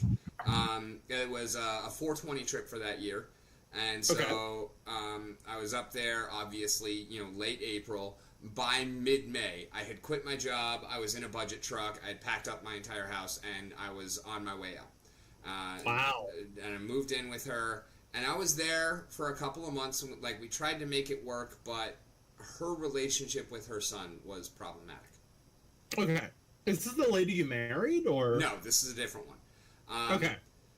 So, things did not work out there, kind of, like I knew. But I had already, like, within a week of getting there, I'd gone out and I got 2 jobs. So, like, I was working my ass off. I was, stacking up some paper. And so I got, for the first time in my life, I got my own place. I had never, left the house at 17, had never actually lived on my own. I always had roommates or had, being in the barracks, shit like that. And so, I finally got my own place, living on my own for about 8 months. And then I was just fucking lonely because I didn't really know anybody. And a lot of the people that I did know were not really people that I liked spending time with or wanted to hang out with. Everybody that I knew from work. And there were a couple of them that were actually pretty cool. But those were the ones that never had fucking time to hang out outside of work. And then, like, everybody who did, they were all fucking just drugged out lowlifes. And it was like, I want a higher quality of people in my life. So that's when I started looking for churches. I was like, I don't really care about the whole religion aspect of thing. I just want to be surrounded by a higher class of people. And that is something that, a church is good for. You're going to find pleasant people and generally more successful people. And wow. That's awesome. I mean, if you're looking at it from that perspective, as kind of a social club, I do think that churches kind of offer that. Yeah. And that was really what unfortunately I did, fall in line. I got bitten by the dogma, and I got to the point where that's actually where I met the ex-wife, was at church. Oh. And but at what point did they start asking you to tithe or give them too much of your income? Actually, I kind of, as I started to fall in line, like, I never had to be asked. Like, I'm a very generous person, so... I've noticed, but, I mean, at some point, I've heard, like, that a lot of those American kind of, like, mega churches, or whatever they call them, like, they do put a little bit of a squeeze on their flock as it pertains to giving money. Yeah, and especially for the mega churches, that is definitely true, at least in many cases. I never really felt super pressured in any of the churches that I have attended. And I have been kind of in and out of many churches, even like in high school. Like, a bunch of my friends were going to church and whatnot, so I went and hung out with them and whatnot. And that's how I knew that, like, if I want to find a good group of people to get in with, people who are going to be positive and uplifting and help foster good decisions and good connections and whatnot, that's why I went into it. But it was like I never really felt super pressured. Of course, it was expected, but it's not like every sermon was about money or anything like that. Of course, offering plate was passed around every week. There was a specific time for that. But and like, I was an usher. I was one of the ones walking the plate and helping. I was I can actually totally imagine you as an usher for some reason. I was the bus driver too. So for a year, I can totally imagine you as a bus driver too. I'm driving around and I love it. That was probably my favorite part of it. Like, driving around picking up all the kids and whatnot for youth group and for Royal Rangers. I was a Royal Rangers leader, which is basically like the First Assemblies of God version of Boy Scouts. Oh wow. I was, one of their leaders, and I was the bus driver. I did Bible studies. I actually wrote a 3-month-long Bible study just on the figure of David. God damn. And it was really good. It was very powerful, and whatnot, and I led that and everything like that. And like I actually painted the church. Like, one time I was out of a job for a little while and looking for work, and so he was just like, my pastor at the time was just like, well, the interior of the church needs a new paint job. I can hire you to do that. And I was like, I've never really painted before, but I'm willing and able to, happy to learn. And so one thing you're always willing to do is learn something, I've noticed. Yeah, very much so. That is one of the primary joys of my life is learning. So yeah, that's pretty much how that came about. And then painted the entire church and added to my skill set, and have actually used that a lot since then. Like I painted my own bathrooms here. I actually did house painting for a little while when I moved back to Florida, and could not get work during COVID otherwise. But one of the guys that I lived with, he was painting subdivisions. Oh wow! There's this amazing lyric from a song by Jason Isbell that just made me think about. It's from a song called "Outfit," and the story of the song is that he had no money at the time, so he wrote a song for his dad for his birthday. And for some reason, I had to pull up the lyrics just now because you made me think about it, and I'm trying to find the passage from it. Oh right. 5 years in a St. Florian foundry they call Industrial Park. I worked hospital maintenance and tech school just to memorize Frigidaire parts. But I got to missing your mama. I got to missing you too. So I went back to painting for my old man, and I guess that's what I'll always do. I don't know why that just made me think of that line, but the melody is so beautiful that Yeah. Jason Isbell is an immensely talented songwriter. I'm quite passionate about music, and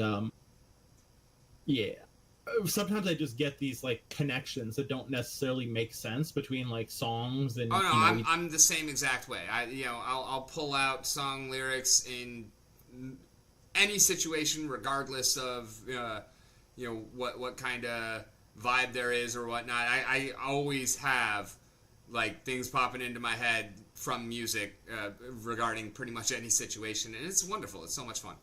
Isn't it weird though? Yeah, to a lot of people.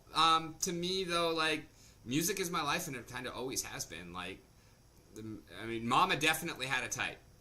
Long-haired guitarists.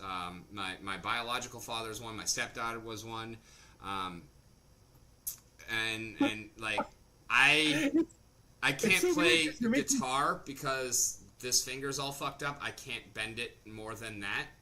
Is that because of the military? No, that's actually from when I was 3 years old. I got thrown out of a window, a second-story window. And That sounds so much fun. yeah, absolutely. So, just instinctively reached up and I caught the railing and whatnot, so I didn't, plummet to my death. But the shards of glass sliced my finger all the way down to the bone. And so the tendon in there, it obviously got sliced, and it pulled up. And then, actually, I guess you can't even see. I need to... I can kind of see it. Oh, okay. So basically, the tendon rolled up to here and rolled down to here. And so they had to... they did a surgery, and they cut me right here. As a child. And right here, and they took this tendon out and they put it in here, and then after like 7 years of physical therapy, that's still the range of movement that I have. And so since that's the primary fretting finger, like I just cannot operate because I can't fret my E string without muting every other string. And so, like, I've tried guitar, I've tried bass, and it just doesn't work out for me. I do still, like, I inherited my favorite guitar from my dad. And so, like, when I can retire, my gift to myself is that's when I'm going to start learning guitar, only I'm going to do it Jimmy style. It's going to be a right-handed guitar played left-handed because I don't want to fuck with the guitar. Oh, you're left-handed. No, I'm right-handed, but I can't play right-handed because I can't fret with my left hand. Fuck! So you're gonna I'm going to switch it over because I'll be able to strum with my left hand just fine. Mm-hmm. Yep. And then I can fret with my right hand. But it's a right-handed guitar. I'm not gonna buy a left-handed guitar, and like the guitar I have is the only one I want to play. Do you know how hard it is to find a left-handed guitar? That's the other part of it. Is I don't want to be stuck trying to do left-handed guitars and whatnot. This is like the same reason that Jimmy said. Like, I don't want to come across a guitar and not be able to just pick it up and play it because I'm left-handed. So I learned Right. how to play any right-handed guitar left-handed and just play it backwards. And I love that mindset. I love that, the fact that he did that. I love just pretty much everything about Jimmy. Jimmy was fucking amazing. Have you ever heard? There's this series on YouTube called "You've Never Heard It Like This Before," and I know that "All Along the Watchtower" is a cover, right? It's a Bob Dylan song, but there's this dude who covers the Jimmy version. I'm just gonna drop it in your DMs because I presume you can't play music on stream. But oh shit, it's about to start playing. But I can mute that. I just need to send it to you because this guy, like, he doesn't channel Jimmy per se, but like it's a beautiful, beautiful version of the tune. So before I forget, I thought I'd send it to you. Gotcha. And honestly, I did not know that Watchtower was Dylan. Like Oh yeah. I know that Dylan was an amazing songwriter and an even better storyteller. I just don't like his fucking voice, so I have never been a Dylan fan. Just like Lil Wayne, just like Serge Tankian, like and Tom Morello. Like, they're great fucking artists. I just don't really care for them because of the sound of their voice. Like, Dylan is strange for me because I like some of his work, and most of it though is absolute shit for me. Unbearable. Like, just I can't listen to it. Who, Dylan? Yeah. Oh, okay. But like songs like "Girl from the North Country," that song is just amazing. The writing of it, and I think that compensates for Dylan's voice being kind of. Yeah, but that's why I love listening to Dylan songs by anyone else because he was a great fucking writer. Absolutely. Yeah, I saw Bob Dylan in Pittsfield, Massachusetts, at a minor league baseball field in 2006 or 7, and that dude does not give a fuck. I also, I really do enjoy that part of Dylan also. Like, no fucks given. Kind of like Jim Morrison of The Doors. Like, they went on Ed McMahon, and Ed McMahon is like, you can do your number one hit song, which was Light My Fire, but he's like, you cannot use the word higher. I don't care what you do, but you cannot talk about getting high on my show. Yeah. And Jim Morrison was like, okay, yeah, no problem. They went on they got live, and they did the song as written. And Ed McMahon banned them. And it was like, you will never work with me again. And he was like, yeah, I don't give a fuck. I'm not going to change the song for you. Right. It's kind of like Rage Against the Machine were on Dutch television at some point. And what's the name?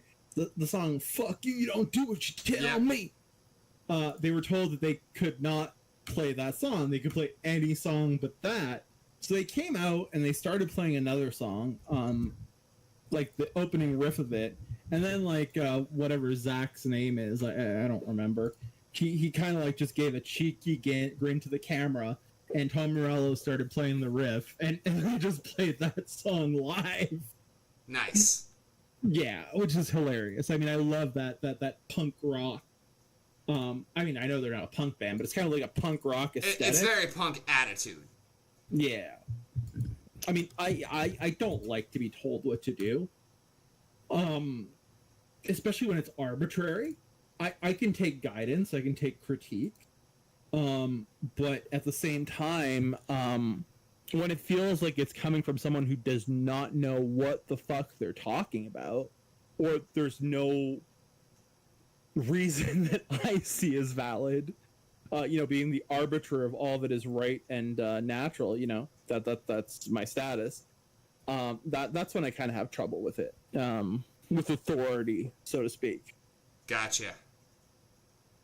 But yeah, I wonder with you, how did that work? And I presume you were a good soldier or Marine, sorry, to an extent within the chain of command, because you seem like the kind of guy who'd show respect for the institution. But how did it feel to, like, give up so much, I guess the word is control, to like the chain of command?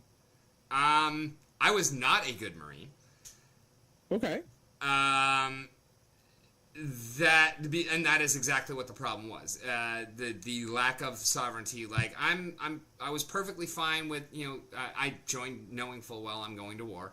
I joined knowing what kind of training it was going to entail, and all of that shit I really enjoyed. My biggest problem was that when we weren't doing that type of shit, when you were, you're off the clock and on your own time, you're still property of the U.S. government. Yeah, they own you. Yeah. And the kind of, like, relatively unknown, but there is an article in the UCMJ, which is the Uniform Code of Military Justice, because the military follows different laws than everybody else. Oh, yeah. Yeah. There's an article in there on adultery. Yep. And so, you would think, especially, religious, like, you would think that's, okay, no, cheating or something. No. Adultery, by definition, is having an inappropriate relationship with a person of the opposite sex to whom you are not married. As defined by the UCJ, you mean? UCMJ, yeah. So that means that, like, I actually got charged for adultery for having sex with a married woman who wasn't married and I didn't have sex with. But by the definition, I did have an inappropriate relationship with her, and she was not my wife, and therefore I had to plead guilty. Oh my god. That's kind of insane. Yeah. So that's also sodomy does not refer to anything in particular. It refers to having sex in position other than missionary. I did not know There's that. literally a law for military personnel that says the only position you are allowed to use for sexual intercourse is missionary. All those generals at the Pentagon, I guess, are pretty boring. That's the, and it's not something that's used or enforced, because obviously how would they know? And yet, I did end up spending some time in the brig, and when I did, one of the people that I met, he was in there for sodomy, for fucking his wife in the ass. What? The real reason he was in there, his wife, was the sergeant major's daughter, and the sergeant major did not like him. Oh my god. But that's what they got him on. That's insane to me. Yeah. And he's actually the one that taught me how to draw. Not that I'm a great drawer, but before then I didn't even, try. Were you both in the brig at the same time together? Yeah, I met him in the brig. Oh, wow. Yeah. Like, I never knew him before. We weren't same unit or anything like that. He was just, basically one rack over from me in the brig. And I was in there for a month, and we got to talking. He started teaching me how to draw and everything like that. And we became really good friends for that month, and then haven't spoken since. How is life in the brig, in the military? Not all that dissimilar from life in any other open barracks in the military. That's what I thought. Except you're in confinement and Yeah. they own you hard, right? Yeah. And yeah, you can't just say I'm outie, right? You basically have to accept, well, fuck, I'm in the brig now. Yeah. Yeah, exactly. Because, I mean, you are contractually bound for the terms of your service until you're not, either by end of contract or by discharge. So. Wow. Mm-hmm. I could have never handled being in the military, for many reasons, but dude, that's just insane. And the amount of stuff that they can get you on in an arbitrary manner, and you're being judged, if I'm not mistaken, by officers, right, who really don't give a fuck about the case. Yeah. They just want to process them as quick as possible. I mean, I'm not saying that there are not good officers who actually do care about the people under their charge.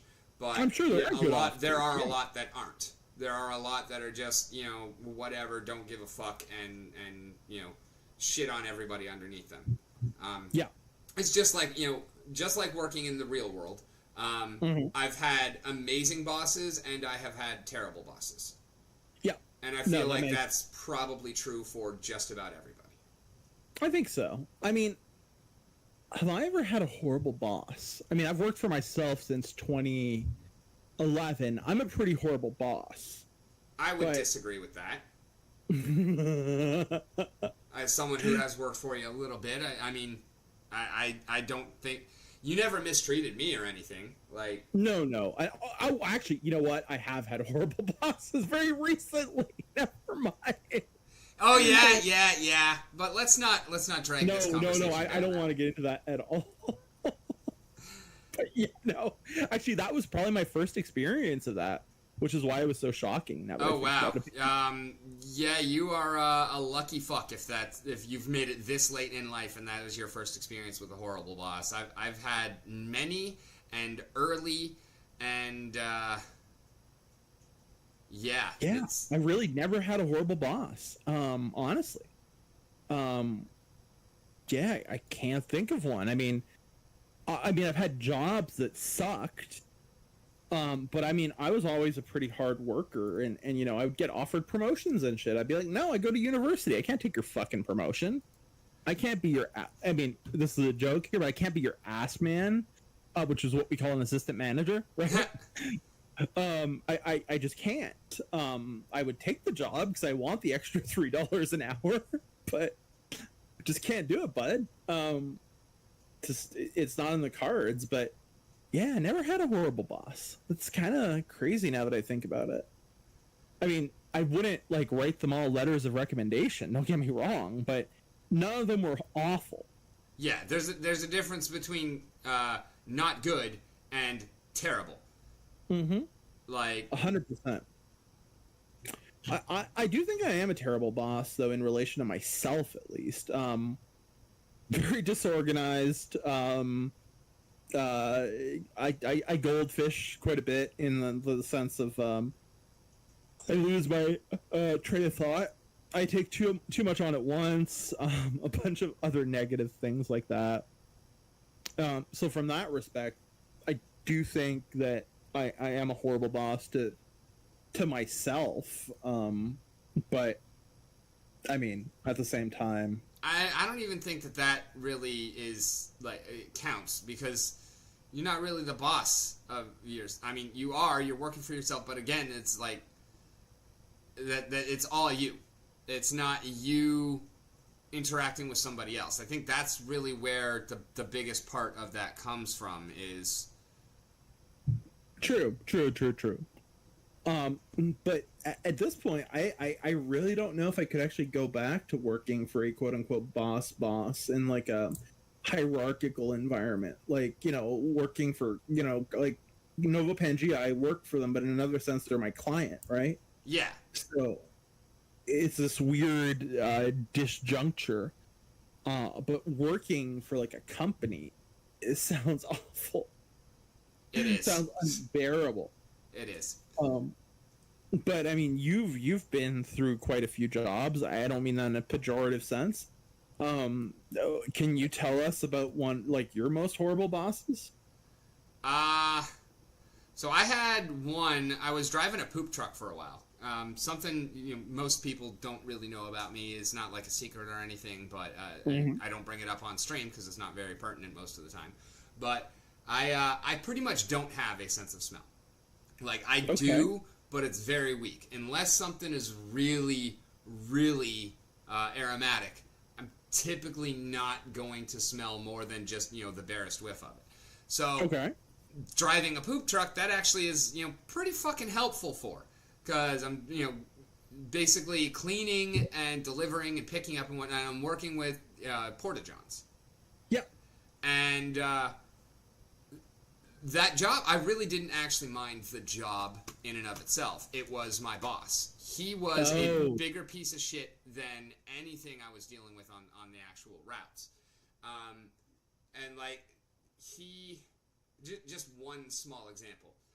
I did truck reports every day, And Okay. you know, my favorite truck was the manual. There were 3 trucks. One of them was a manual. Okay. And it's the brakes start grinding on it. So I'm like, all right. Okay. Well, I put that on my reports, and it's going on for a couple of weeks, and then all of a sudden the grinding stops, and I'm like, all right, he must have gotten it fixed. A couple of months later, I'm in that truck, and all of a sudden I have no brakes. Oh boy, that And sounds I absolutely discovered terrifying. this on the downhill side of a pretty large hill. Not quite to the mountain Goddamn. range, but we're in the mountains, so there are very big hills. And I'm going down one of them, and all of a sudden I have 0 brakes. And I'm Wow. fully loaded. So I have literally about 3,000 pounds of shit behind me on the truck. I am going to unload this truck. And I This have massive pile of shit. yeah. I have no brakes, and thankfully it's the manual truck, not the automatic. So I am able to use the gears to make sure that I'm not, going down this hill at insanely dangerous speeds. Right, because you can slow yourself down with gears, right? Exactly. But at the same time, it's like, okay, well, I have to drive through town to go and dump this, and I can't really do that. So, I end up pulling off to the side, and once I get to the bottom of the hill, coasting to a stop, calling him and whatnot, and he's like, you need to take it into the shop. Like, I am 50 miles away from our town, and I have to drive this fucking truck with no brakes with 3,000 pounds of shit behind me, plus the water, plus a couple of Johns on the back that I've loaded up, plus. So in reality, it should have been towed, right? Yeah, but he was like, if it's loaded, it's gonna cost too much to tow. And you really couldn't just say fuck off, dude, right?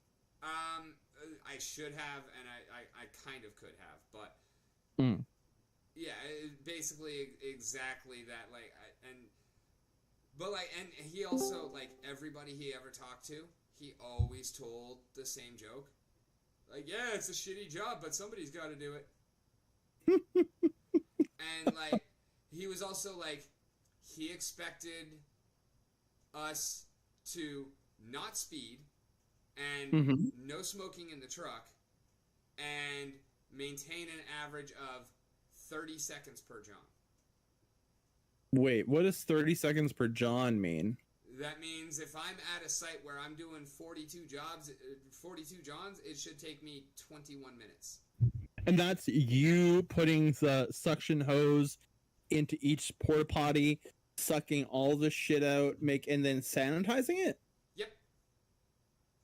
How the fuck are you going to do that in 30 seconds? I mean, if they're not nasty, it's actually not that difficult. But porta johns get nasty. They do. And they're also, if I'm at this site where there's 42, it's not 42 of them in a row. It means I've got 2 over here, I've got 1 over here, I've got 3 over here, I've got 5 over here, I've got 1 over here, I've got 1 over here, I've got 1 over here, I've got 4 over here. And you might need to spend some time finding one of them, right? We generally have them pretty well mapped out because we're the ones that are placing them, so we know where they are. Yeah. And obviously, the first few times around, there was some leeway on it. But, that was the kind of efficiency that he expected. And it's okay, well, I get that. But then at the same time, I'm going to be smoking in the truck because I'm not going through the whole day without smoking. Yeah. And he was like, no, you're not allowed to smoke in the truck. And you have to get all of this done. And, you're not allowed to pull over and have a smoke break either. It's well, fuck you, and fuck you. One of these 3 things is going to go because that is unacceptable. That's yeah. So in the US, I guess they can make you work without a break? Yep. Lovely.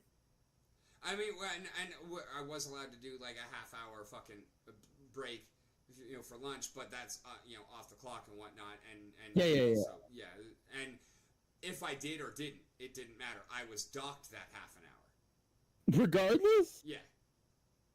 So Wow. if I work through to try and make your fucking time schedule work, then I'm still getting docked for it. Like, and of course it wasn't.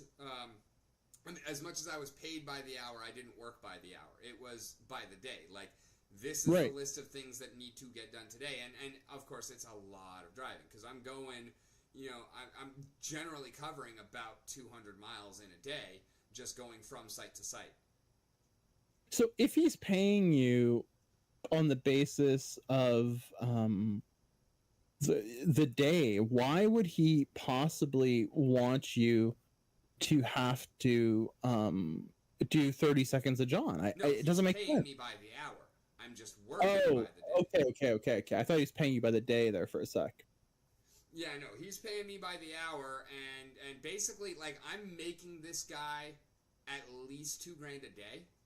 God damn. Just in terms of the fees for servicing these Johns. Not to mention, the added shit, like pickups and deliveries and set up, because I've got my regular route of like places where we have Johns that they get serviced, once, twice, 3 times a week based on how many are there. And so I've got all of these regular locations, and then every single day I'm also picking up and dropping off and going to new places and whatnot for like single events or temporary projects and whatnot, like road construction. You're always going to have a John there, and it's going to be there for a week or two for whatever the project is. But then there's also a lot of like these the gas plants out there and the oil wells. Oh, where did you ever deal with music festivals? They're there for months or years, and some of them are major. Like there's that 42 Johns that was at a natural gas plant.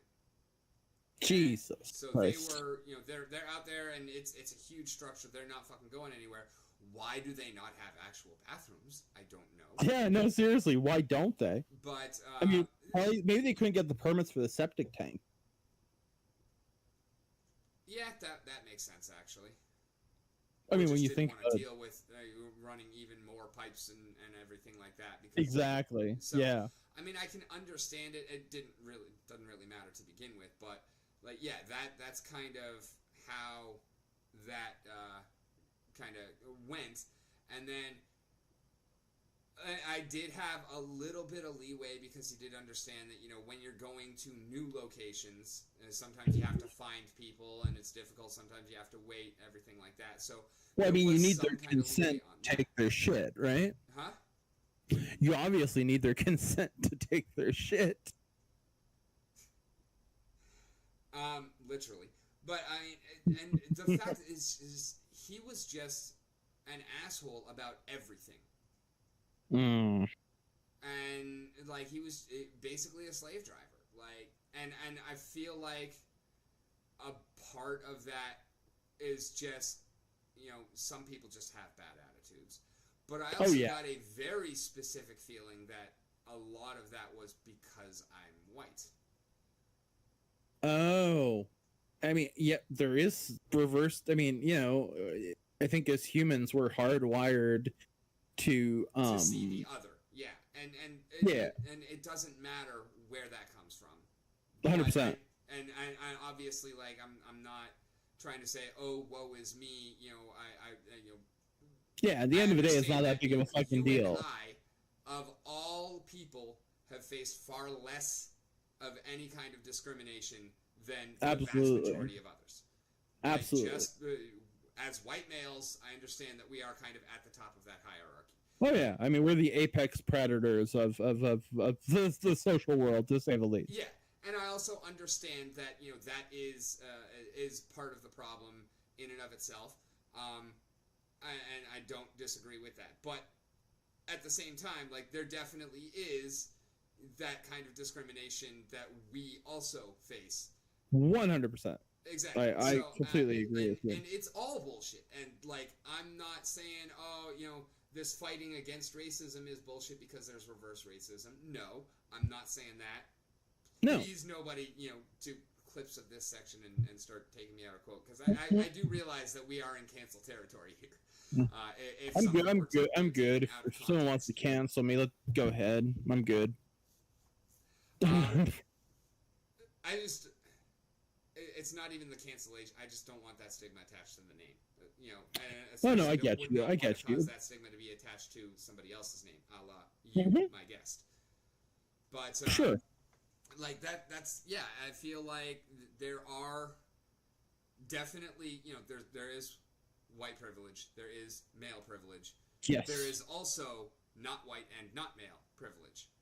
Right. And I mean, there are a lot of Supreme Court cases going on about that in relation to affirmative action right now, that are super interesting, and a lot of them are actually being brought by members of the Asian American community, or whatever you want to call it, in relation to university admissions, because there's this perception that they're being discriminated against when they apply to Ivy League schools because of the stereotypes about the Asian people that just never stop studying, blah blah blah. And I mean, I'm not in the position to speak as to whether it's real or not. Having worked at a university, taught at a university, I would not be surprised at all if dumbass admissions counselors or the people making decisions about admissions were discriminating against Asian Americans. So there's probably some there, if that makes sense. At the very same time, dude, I lack the words to describe the sheer nexus of different. And there's this term in sociology and social theory called intersectionality, right? Which is kind of a notion that discrimination is more than the sum of its parts. A black woman will face more discrimination than a black male in certain aspects of society compared to a white woman. But then what if the white woman has severe mental illness or a criminal record or some shit like that? And at some point, we're using intersectional theory to understand how different forms of discrimination interact to produce outcomes.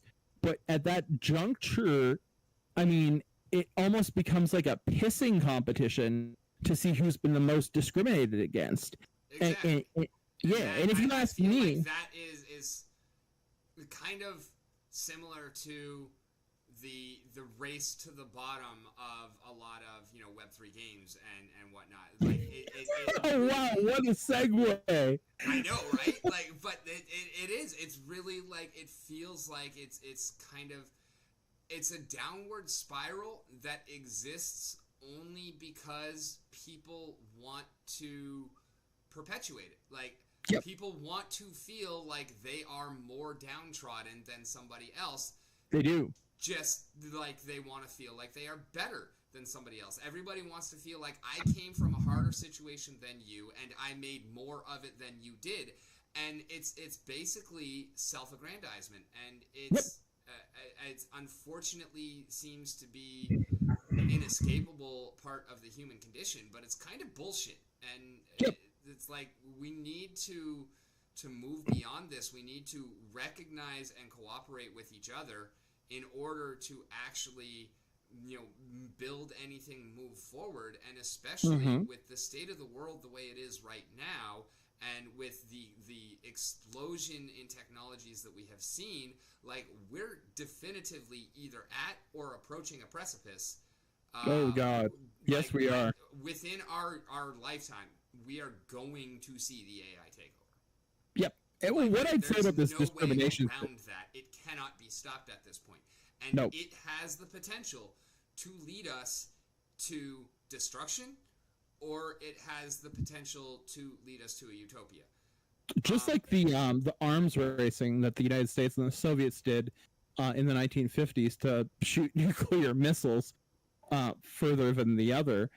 That's currently ongoing with nuclear weapons. With AI technology and its militarization. The AI arms race is absolutely real, and and I think the only hope is that it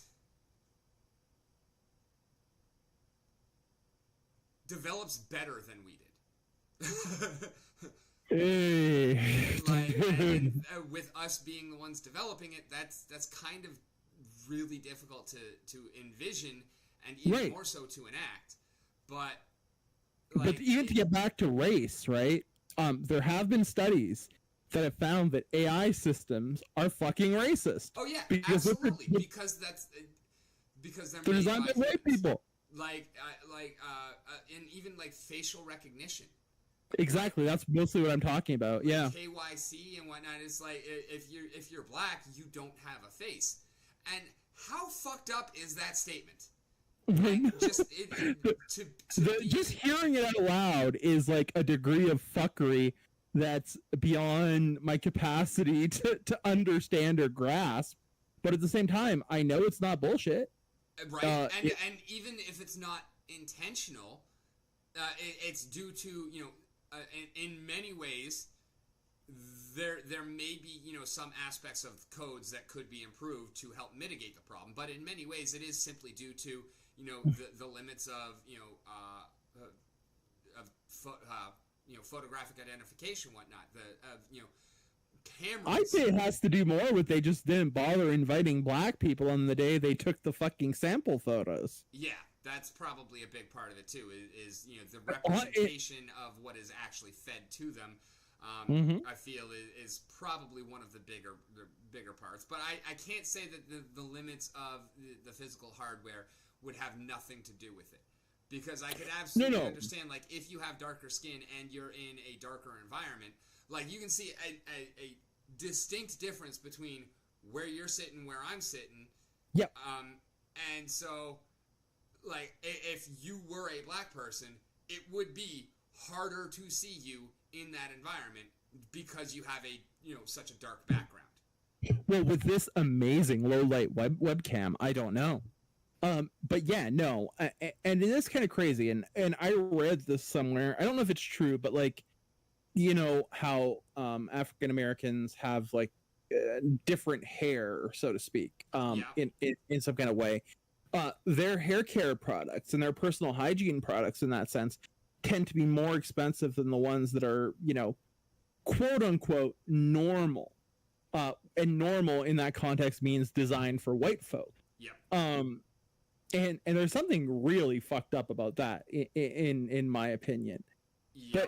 And that is, on the one hand, is welcome to late stage capitalism. That's late stage neoliberal capitalism. I also understand that there are things that need to be developed separately, and you have less economy of scale. So, like, right, because of the fact that the darker complected, wiry haired individuals, because obviously we're not just talking about African Americans, we're not just talking about blacks, there's also mixed race, whatever, but the demographic for these products is smaller than the demographic it's 14%, for, like, for like straighter hairs and whatnot. So but it also perpetuates the vicious. Where the economy of scale fits into that.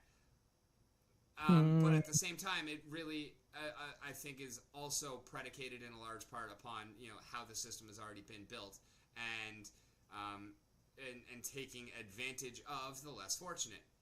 Right. Because what I'd say to that, and kind of going back to this whole thing about cancellation and all that jazz, is that as a blanket statement, in life, I have probably faced less discrimination than 99 point something % of members of minority groups as a white male.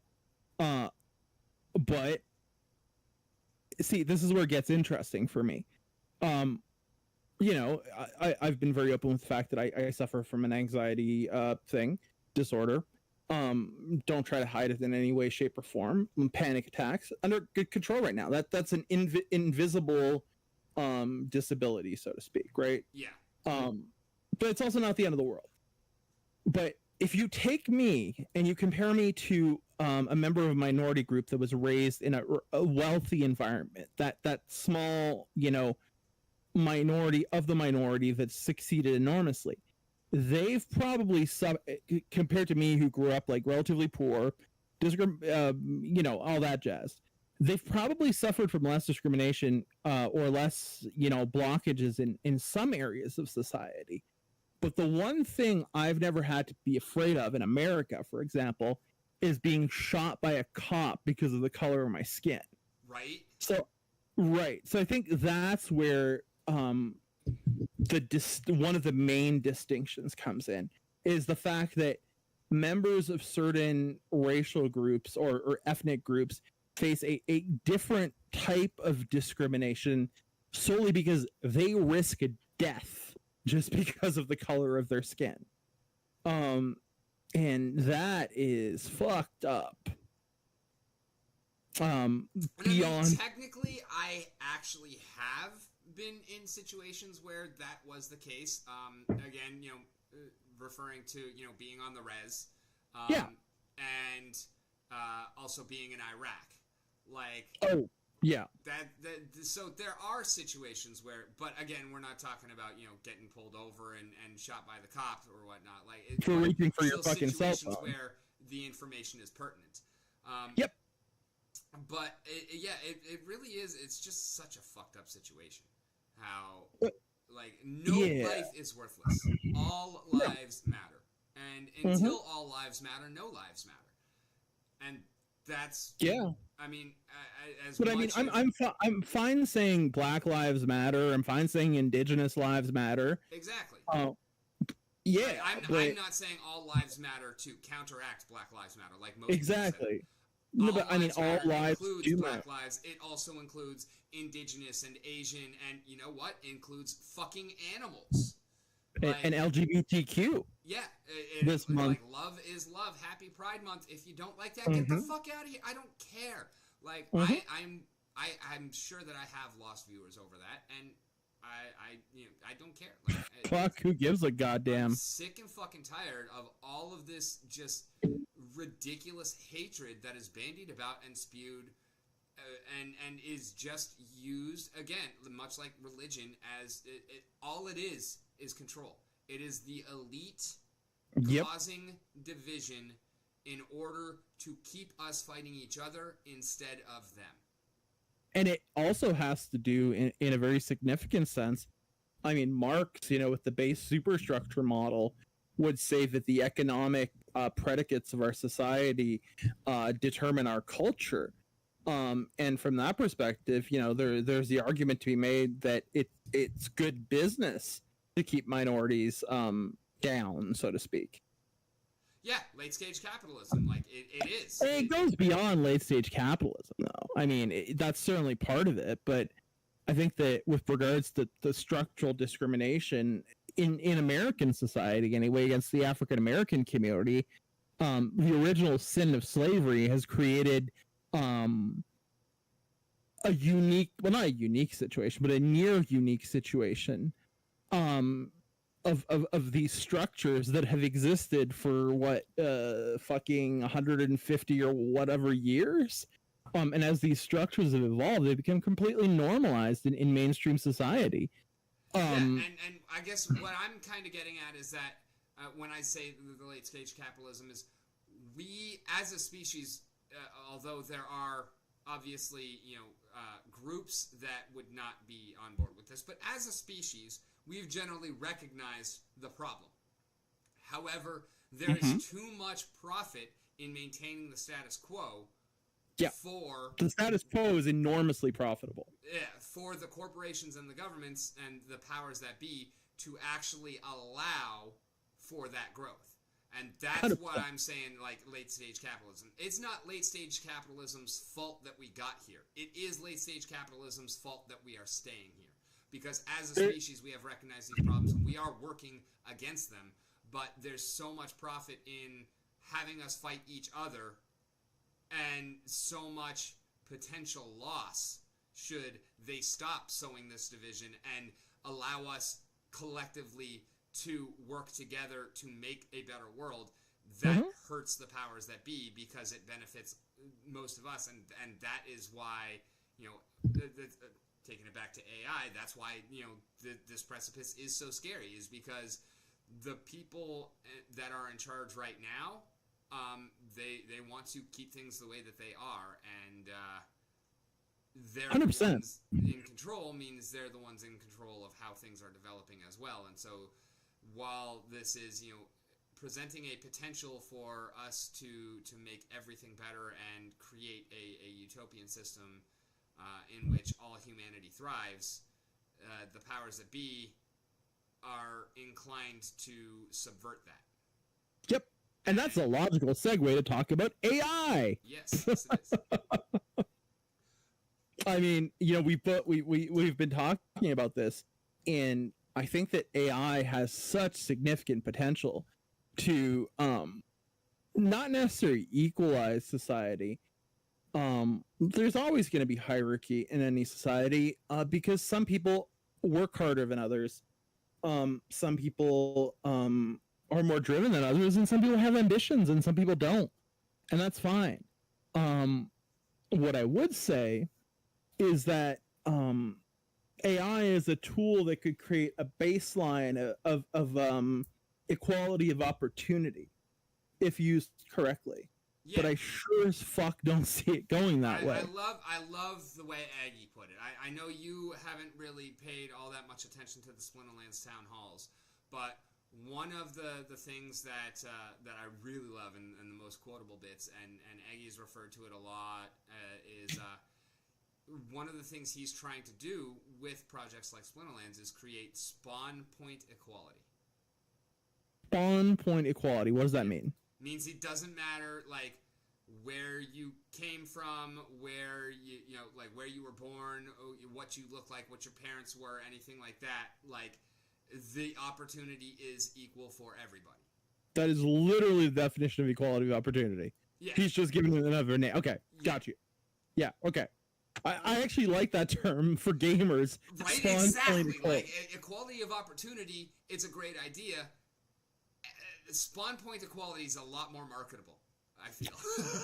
I mean, it depends on the generation and on their educational levels, but I guess at a general... generations that aren't going to understand spawn point equality are the ones that got us in this fucking place in the first place, and they're the ones that are on their way out and thankfully dying off soon, so... Yeah, and you can quote me on this. If you're a baby boomer, you can eat my asshole. Baby boomers have literally been the most selfish generation in modern history, and they've left it. And I'm not willing to go like as a generation, yes, but individually, some of them are still fucking awesome. It's like any other group of people. You're going to have a couple of winners and a whole lot of losers. So I don't want to like write off the boomers as an entire generation because some of them are I kind of do. I kind of do though, to be honest with you. I mean, even if some of them are great, where were they in terms of checking the greed that has permeated that generation? By the same token, where are you and I in terms of checking the greed that is currently rampant within our generation? Like, there's I'm trying so to do much my one little person can do, and in the face of the system, that so much is pretty fucking limited. It does feel like the baby boomers had more opportunities, though. With the protests in the 60s and 70s, where to a large degree, it feels like they were actually being taken seriously by quote unquote the man. I mean, I don't know the degree to which what I'm saying is accurate, but I mean, they had the chance. They changed a lot of things for the good, and to me, it feels like then they almost developed this sense of entitlement, which to a large degree, it for me explains like the levels of debt and other things that our society are in. And they're still taking they have their fucking retirement plans, but they're not going to fucking say no to their pensions, even though they're absolutely fucking over their children. So it's kind of difficult for me to cut them slack as a generation. I don't know. Okay, I and don't, I understand where you're coming from on that, but devil's advocate here, mm-hmm. to kind of steel man the other side, they did make a lot of changes. They did stand up for a lot of things, and they were heard and made a lot of positive changes. And yeah, could they have done more? Possibly. But also, could they necessarily have seen how some of those things that were not addressed would perpetuate and cause the situation that we're in today? You know, maybe it wasn't a lack of effort. Maybe it was a lack of foresight. I think that they were doing the best that they could with what they had. Just like I feel like, you know, Gen X did the best they could with what they have. And we, as millennials, have been doing the best we could with what we had. And now Gen Z is doing the best they can with what they have. And it's just been shit rolling downhill this entire time. But if you're talking about baby boomers, though, there's one difference. That post-war period that they were born into is the greatest period of economic growth in the known history of the West. Yeah. And they benefited so enormously from that growth. And when we talk about a lack of foresight regarding things like entitlement programs and, you know, basically, you know, cutting social safety nets, this was all foreseeable in terms of the degrees of spending that they were engaging in. So honestly, like, at what point do we say that a lack of foresight becomes negligence? That's the question. I would say that's the $64,000 question, but now $64,000 is $20. Yeah, I mean, I did a grocery order last night, right? And I mean, you know, I've been doing groceries. I was telling you that week that I was trying to do the $50 like meal challenge, which is supposed to be for a family of fucking 4. And I tried to do it for just Meredith and I. And in Canada, I can tell you what, unless you're just eating ramen, I don't think it's possible to do, unless you're getting like supplemented by a food bank or something. Like I shopped the Circular yesterday, and I basically only bought the specials, right? And like fucking like just like a gallon of milk right now here costs did I buy one? I hope I fucking did. I don't see it. But forget about that. Just like a fucking pack of linguine is $2.54. When last time I was doing this shit, it was like 99 cents. Right. And a lot of this has to do with the pandemic, but a lot of it also has to do with the fact that I think because of the way that the previous generations handled the economy, particularly, you know, and taking it back to the boomers, Bretton Woods, like, Bretton Woods is where everything fucking changed, that is like 2 words that I believe are at the root of almost every problem in our economy. I mean, and they kind of logically, discrimination is also a big part of it, and that is separate. But between those two, like that's almost every problem in the world right there. Yeah, I think also what's interesting is that there's a direct linkage between the between Bretton Woods and the emergence of crypto. Yeah. As a longer term dynamic, in as much as crypto. If it weren't for crypto, I wouldn't even know about Bretton Woods. Like, it's as part of my researching and learning, like, that's how I found out about, you know, why our economy is so fucked and how it got to this spot, and because of the Bretton Woods Agreement, because of Nixon completely removing us from the gold standard in 74. Like, yeah, those are huge things that many people don't have any fucking idea about. but Yeah.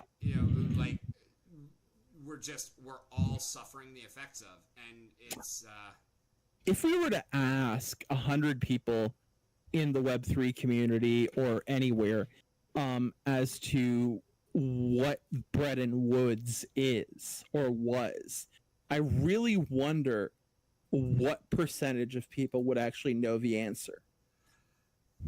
I wouldn't be confident to hazard a guess as to what that percentage would be, but I would be confident to say that that percentage would be significantly higher than if you were to ask people who are not Web3 adjacent.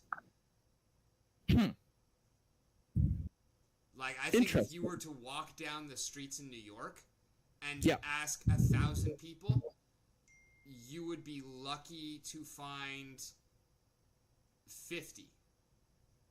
I'd say you'd be lucky to find 20 who could actually tell you what Bretton Woods was. Yeah, I was going to say 50 who have even heard it before. Like, okay, well, I'd say maybe if you went to college, you probably heard of Bretton Woods. I think. Depending on what for. I mean, if you're an English major. Yeah, fair point. Yeah, that's really interesting now that I think about it. Or even like physics or chemistry, like if you're not on the numbers or economics side of things, like I mean that's I feel like there'd be a lot of people who because it's something it never even came across my worldview until I started looking. Yeah, and when you really think about it, this is being reified in the educational system as the humanities is kind of being knocked out of the curriculum in favor of classes that are more job market oriented at the baseline. Yeah. Talking therefore, like moving forward, there's going to be even less understanding of it. Mm-hmm. It's very much to kind of like people in the market are dictating what universities should teach. Not people in the market, I'm sorry. The largest firms in the market are dictating what universities should teach. And what that's done, it's led to a decline of critical thinking skills, which is the problem. Because people know shit, but they don't know how to think about the shit that they know. Gotcha. Yeah, that makes a lot of sense. And I noticed that when I was teaching. How much reading do you do? Sorry? How much reading do you do? Define reading. Like reading books. I used to read books religiously, nonstop. I mean, when we moved here, we sold half the books I had for almost no money, and we still moved basically 15. Oh no, there are more upstairs. I guess 18, 21, 24 shelves of books, some of them double stacked. But I'll be honest with you, over the last year or two, and this year particularly, I have not read an actual physical book. Meredith and I do this thing on Christmas Eve called Jakob's Boekkludden, and she bought me a really thoughtful book because I'm my grandfather was ethnic Slovak, and I like reading fiction from different countries just to see how it affects their specifically crime fiction, to see how it affects their crime fiction, their culture. And she bought me a Slovak crime book, and she went out of her way to get it. And I'm still 13 pages into the fucking thing. And it's not because it's not good. It's just because I'm so fucking overwhelmed with other shit. But if you're asking me how much I read, I fucking read all day. No, I'm specifically talking about books because I'm about to let you take over the stream for a moment because I'm going to go get rid of some coffee, and I will be back with a couple of books that I highly recommend because they are... Ooh, interesting. I mean, I could probably list a ton of those too, but yeah, go get rid of that coffee, and I will just interact with the audience here because we have one. Oh, Archivore is taking a screenshot for my election pick. I'd actually welcome that. If you could send it to me in 250 by 250, that would not at all be the worst of ideas. Yes, please do vote for the beard. Use your staked CPU, or I think it's CPU, to vote. Voting opens not. Is it the 1st of? No, it's not the 1st of June. It's the 1st of July. Yeah. I mean, for those of you who don't know, I'm not really running to win this thing. I'm running to talk about certain ideas. There's a fairly good chance that I'm going to endorse someone. There are candidates who could run who might be what I'd consider dangerous. I have no illusion that there's any chance of me winning this. And that's not why I plan on endorsing someone. I just think that I don't want to get into it fully, but I'd say that the OIG is a remarkably good and needed institutions. At the very same time, there are some flaws with it. But when you talk to people who are on the inside, it seems like some of them are trying to fix them and some of them aren't. And why would you unseat someone who's trying to fix the problem? And do I have the technical capacities for this position? Probably not. Could I learn them? Probably. But I'm more of an issue-oriented candidate than anything else is what I would say. And yeah, I mean, by stimulating discussion about these governance issues, I very much think that maybe it can help in terms of bringing some positive changes to the chain. Welcome back, Rick. Thank you.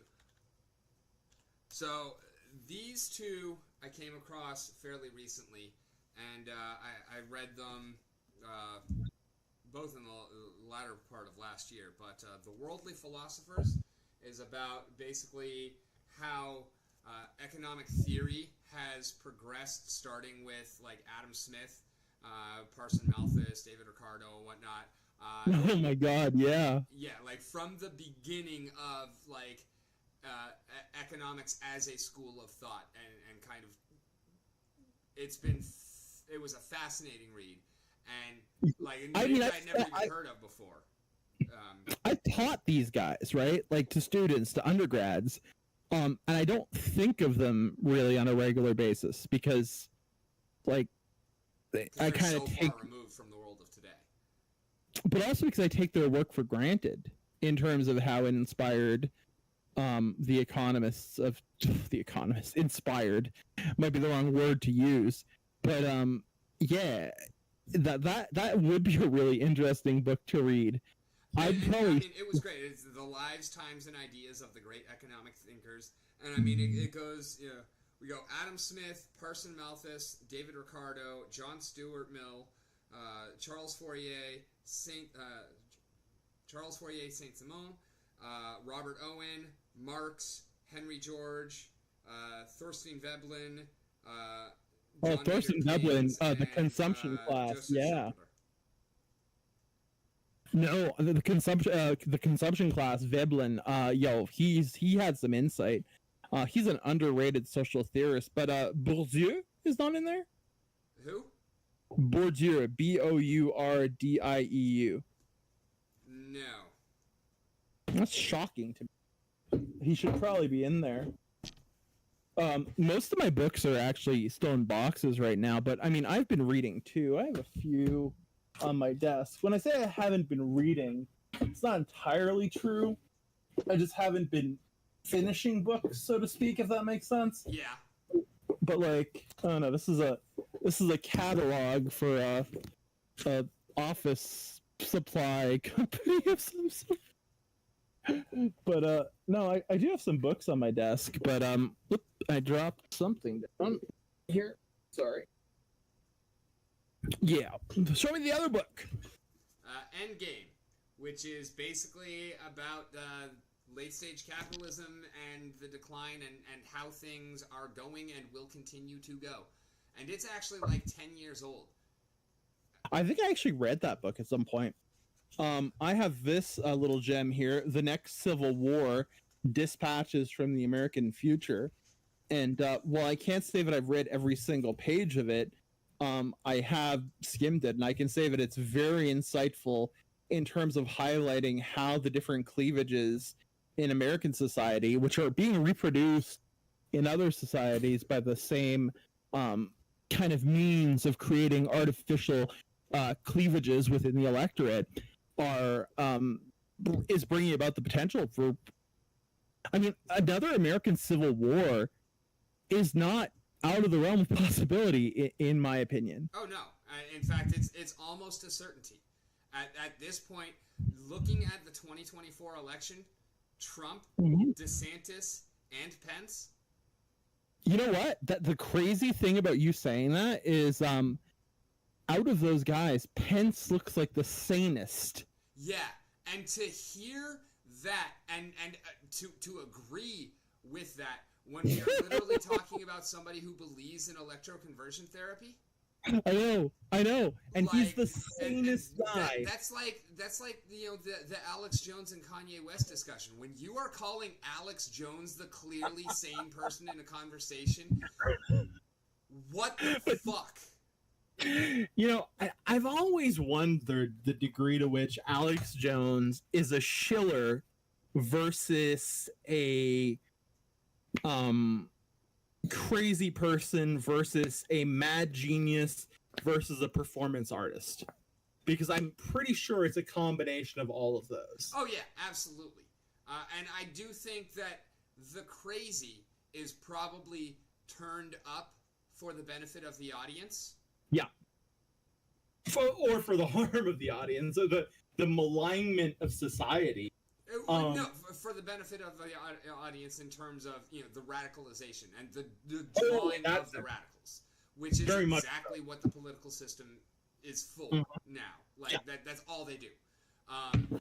So that's what I meant by like for the benefit. 100%. Like to benefit the audience numbers, not actually to benefit the audience personally. No, I agree. No, he wants to sell you fucking $150 vitamins or some shit like that. Yeah, I mean $150 everything when you can buy the more efficient version of what they watered down for a few bucks price.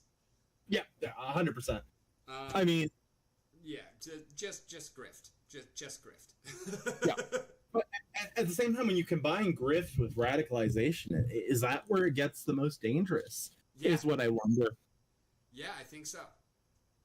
Because you're combining the worst part, the most dangerous part of late stage capitalism, with the profit motive, and with ideology, and that's incredibly dangerous. I mean, I honestly can't think of anything more toxic for a society, to be honest with you. Yeah, I mean, I can agree with that.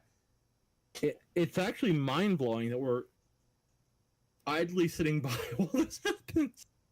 And it's not even like Alex Jones is not the problem. Alex Jones is a symptom of the problem. It's like we're the problem. Yeah, Trump is not the problem. Trump is a symptom of the problem. I don't even know what Trump is. Cancer. Like, sorry? I mean, I don't know what his actual astrological sign is, but Trump is Cancer. But the fact is that like Cancer is not actually the biggest problem that we have. The biggest problem that we have is the complete and utter shutdown of the immune system. Yep, and he's more of a metastasis than a cancer itself. The cancer is somewhere else, and he's the cancer spreading through the body, so to speak, I would say. Fair enough. No, the two-party system is the cancer. Oh yeah, single-member plurality district systems. There's this thing in political science called Duverger's law. Basically, if you have a winner-takes-all system based on electoral districts, it's inevitably going to bring about a two-party system. Because people do this thing that we call, instead of maximizing their preferences, they'll settle for the least worst option, which will tend to, create this two-party system because they want their vote to matter. And if you look at some of the more progressive societies, the Scandinavian societies where they use proportional representation, that is to say, your percentage of the vote is the percentage of the seats you have in the parliament, based on the ranked list you submitted of your candidates. Those societies have higher levels of social trust. They have more developed welfare states. And if you look at the surveys, they're the happiest countries in the world, even though they have high rates of seasonal affective disorder. So, I mean, you tell me. Right. Like, when you combine late stage capitalism with an SMDP system, it's almost like you're trying to rig the game. And because the incumbent parties benefit so significantly from this, they have no incentive to change it. They might promise that they will, but I believe more of it, the Pope shits in the woods than I believe that. I believe that the Pope is actually shit that rose up in the woods and came out of them.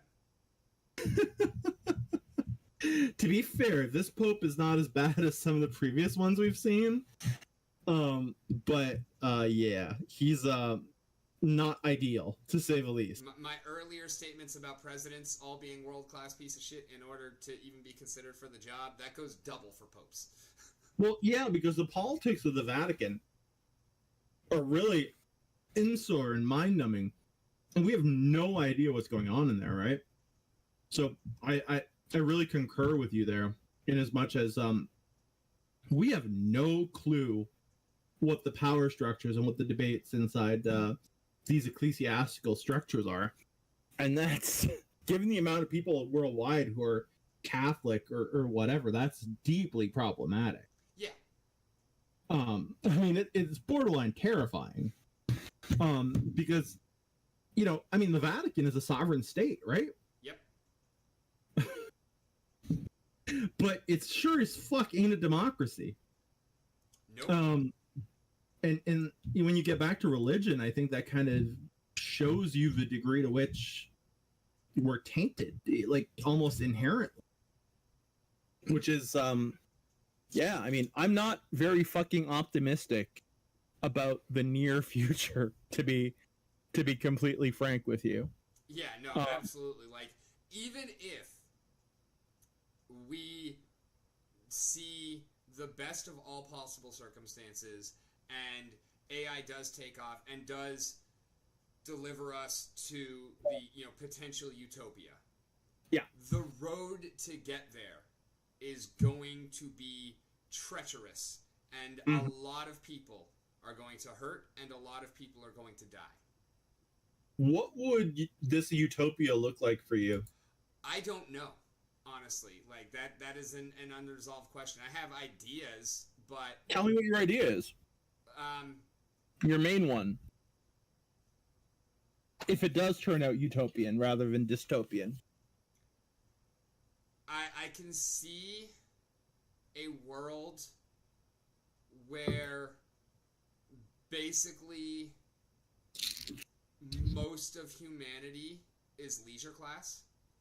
Yep. Because machines can take care of everything, and therefore we can spend our time on self-actualization? Yes. Yeah, okay.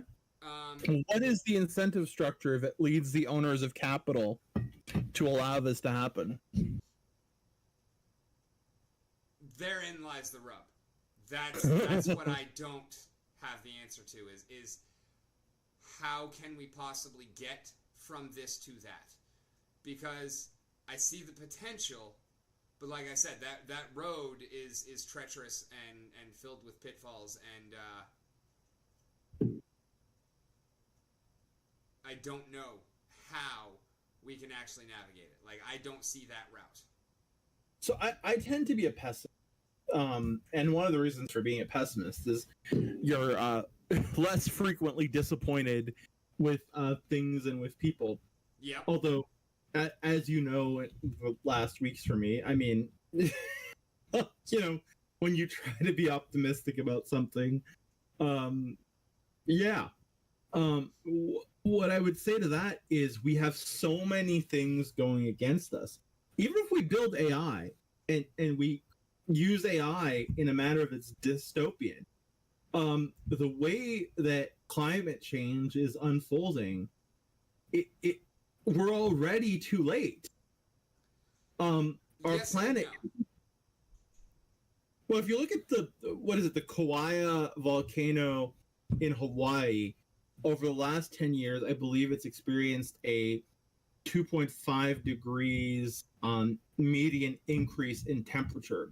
And you can fact check me on that. In that area. And for some reason, the climate scientists use that to model. So basically, in terms of the emissions that we need to reduce to prevent climate change from reaching that irreversible threshold, we still have like essentially 10 or 12 years to cut our emissions. But the emissions that we're already producing will eat up that 10 to 12 year buffer over the next 3 to 4 years. Yeah, no, So- and I get where you're coming from, and things are definitely, they're getting worse, and we are approaching that tipping point faster and faster as well. Yeah. However, I believe that this is one of those problems that AI can actually solve. But there's a point at which the problem can't be solved. There is AI a point at which the problem can't be solved. So it's really a race on that as to can we get there before we get there? Like it's absolutely a race. But I think that it is a race that is still possible to be won.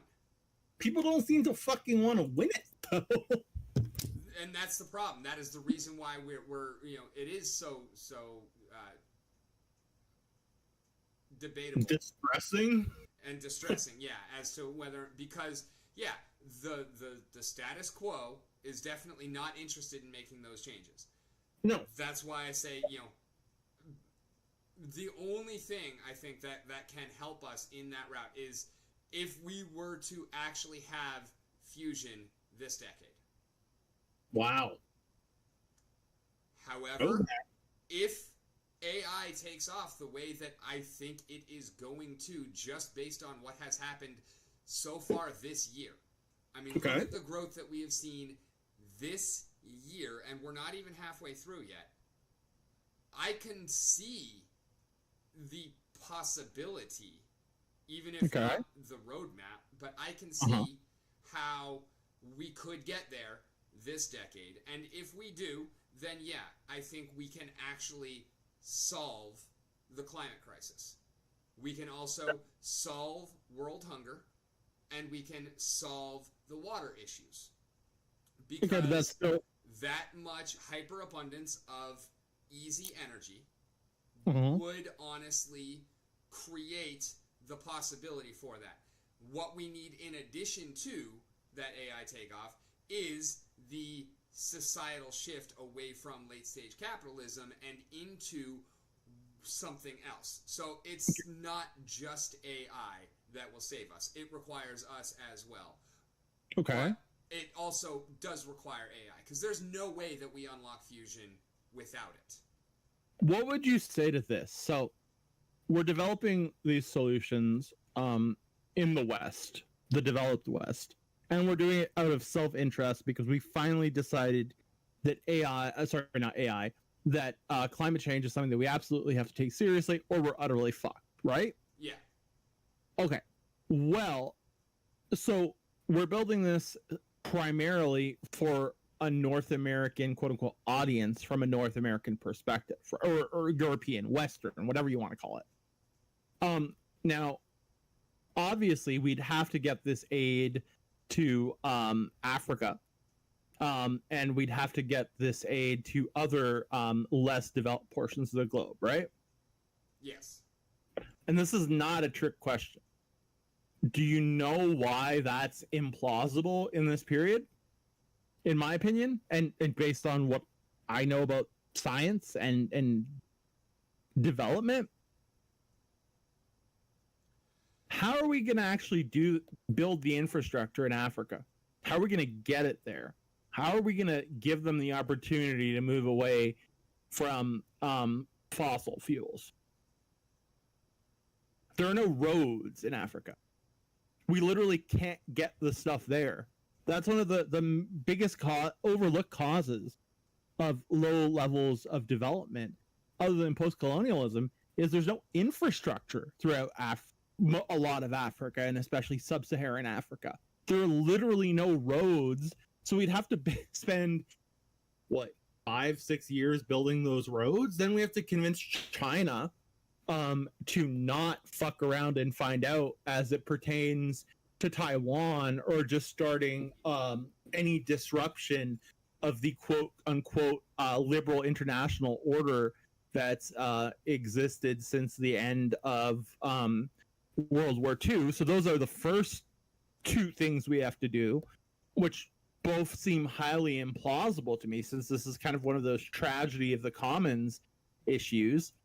And after that, basically, and one of my professors in grad school wrote an article about this. He called it "On the Inevitability of a World State." His name is Alexander Wendt, whatever you want to call him. And he said that the growing power of the forces of destruction, referring to weaponry, combined with the challenges facing us in relation to issues like climate change, would lead to us adopting a world state. But rather than seeing that, we're seeing greater degrees of fragmentation and polarization, both domestically and internationally. And in that respect, I just think we don't have a fucking chance. I mean, I'm inclined to agree. I'm not saying that, this is what's going to happen, or I'm saying that this is, the best possible outcome.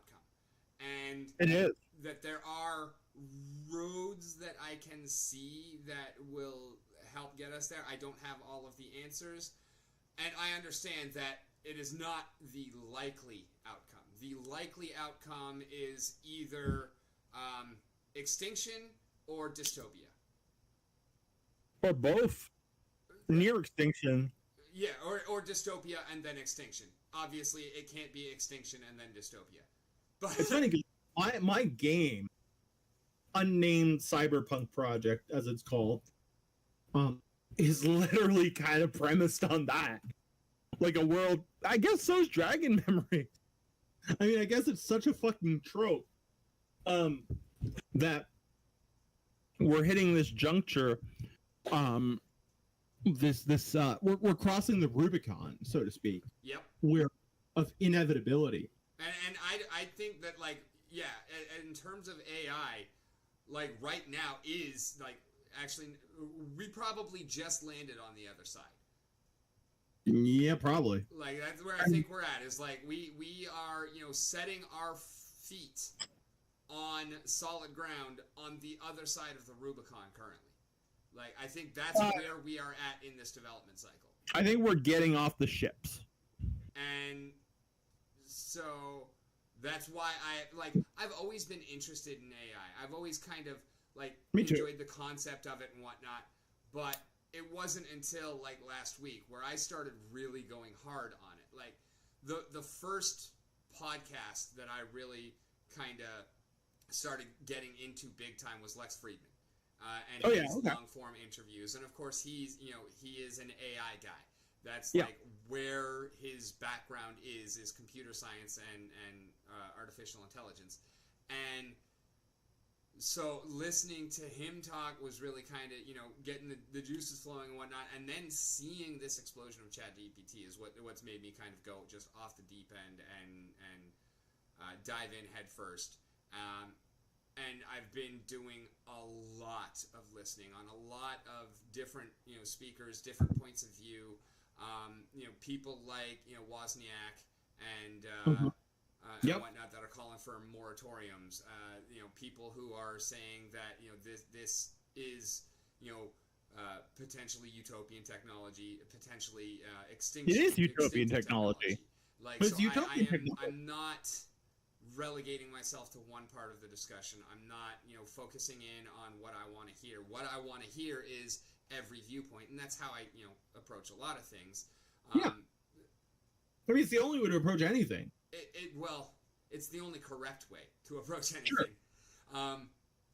But you will eventually develop a viewpoint of your own. I mean, everyone will. Exactly, but it's important to get influence from all of the sides of things. Like, 100%. I do, even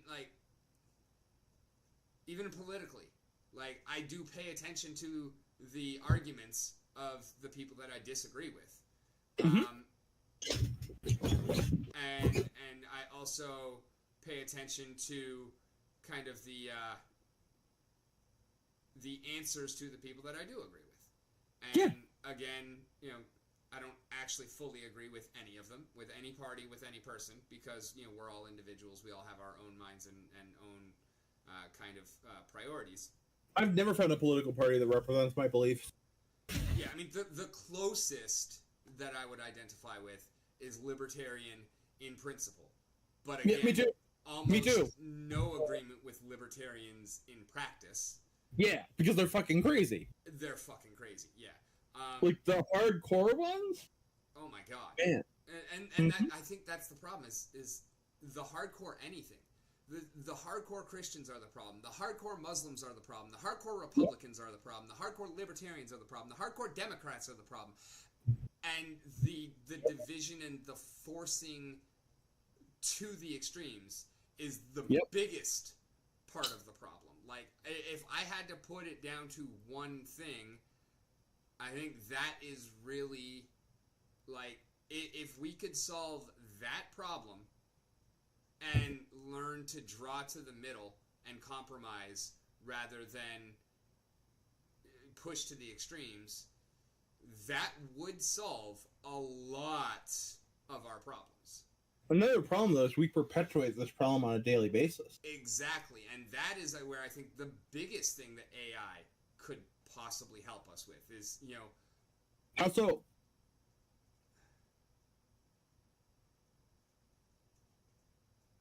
How could AI make us less polarized? We're still living in the echo chambers and filter bubbles that we live in, so wouldn't we logically use AI to confirm our biases?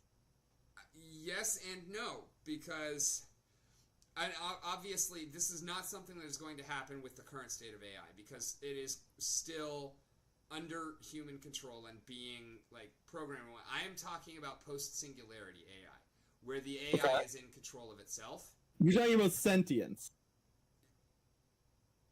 Not even necessarily sentience. Well, doesn't that... If it's in self-control, it needs to be sentient. I think. No, I'm talking about autonomous, not necessarily sentient. I'm talking about, like, we're self-replicating and self-improving. So based on machine learning. But not just machine learning, because we've already got that, but the self-replicating, where ChatGPT 6 writes ChatGPT 7. Okay. But there's a good fucking reason that ChatGPT is not connected to the internet and hasn't been since 2021. Yeah, and I understand that as well, but yeah, that's kind of what I'm getting at, is, like, if AI takes over itself to the point where there is not that necessarily biased human interaction with it, because we are all biased in various different ways.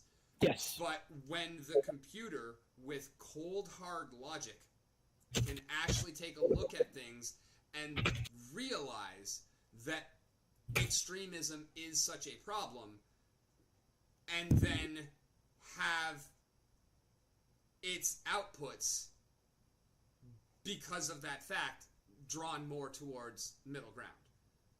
Okay. Yeah. That is and I don't necessarily see how we make that jump and how we get there. But Sorry, my camera just rubbed on me. Yeah, I totally saw that. Is it fixed now or not? No, I see your chest and your desk. What about now? Now I see the elbow of your mic. Oh wait, no. Actually, you're good there. I can fix that. It's a little needs to rotate a bit. There we go. Should be good now. I think. No, it's not good. Oh no, you're good now. I just gotta adjust. Okay.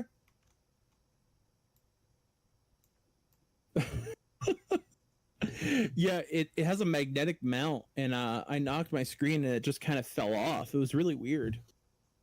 Magnetic mount on your screen. That sounds interesting. Like terrible. No, sorry. The camera is mounted to the bracket with a metallic thingamajiggy. Oh, okay. So, I mean, I think it's fine. But I just asked ChatGPT Model 4, how can AI save the world from humanity's destructive impulses? And it gave me 7 bullet points. Climate change, biodiversity conservation, resource management, medical advances, conflict resolution, mental health, and education, which are all very important. Conflict resolution. AI can analyze patterns in conflicts and suggest solutions. It could also be used to predict the consequences of various actions, helping leaders make better decisions. But I'm just curious to a follow-up question. What is the probability that humanity can overcome the cleavages that divide it and actually use AI for these purposes? It's kind of hilarious because I'd never actually heard cleavage used in a plural sense, and you've dropped it like 5 times in this conversation. It's a political science term, so I guess it's just like baked into my vocabulary because I studied it for so long. Yeah, no, So, and I get it, like, and I understand it, and like. And it's just the first time you said it, I had to suppress a little schoolboy giggle. I never even thought of it that way. I don't think from just because it's so like I don't think I talk about cleavage very often. So right? for me, it's honestly it's a word that I have very infrequently used to begin with. Yeah. Whether in terms of titty cleavage or other. But I have used it in terms of, actual, like, cleavages of separating things and causing a rift. But I'd never used it in plurality before. And never actually heard it used in plurality before. So, I immediately recognized what you were saying. Effective communication. It was just something that I'd never actually heard before. So I wanted to comment on that. So that is interesting because it goes to show you how vocabulary across fields can be so different and how that can actually impede appropriate or optimized communications across groups. Oh, absolutely. So actually, even if it weren't for language barriers, there's usage barrier. Even if everybody in the world spoke English, we would still all be speaking different languages. Mm-hmm. And what the fuck happened with Esperanto? Nothing.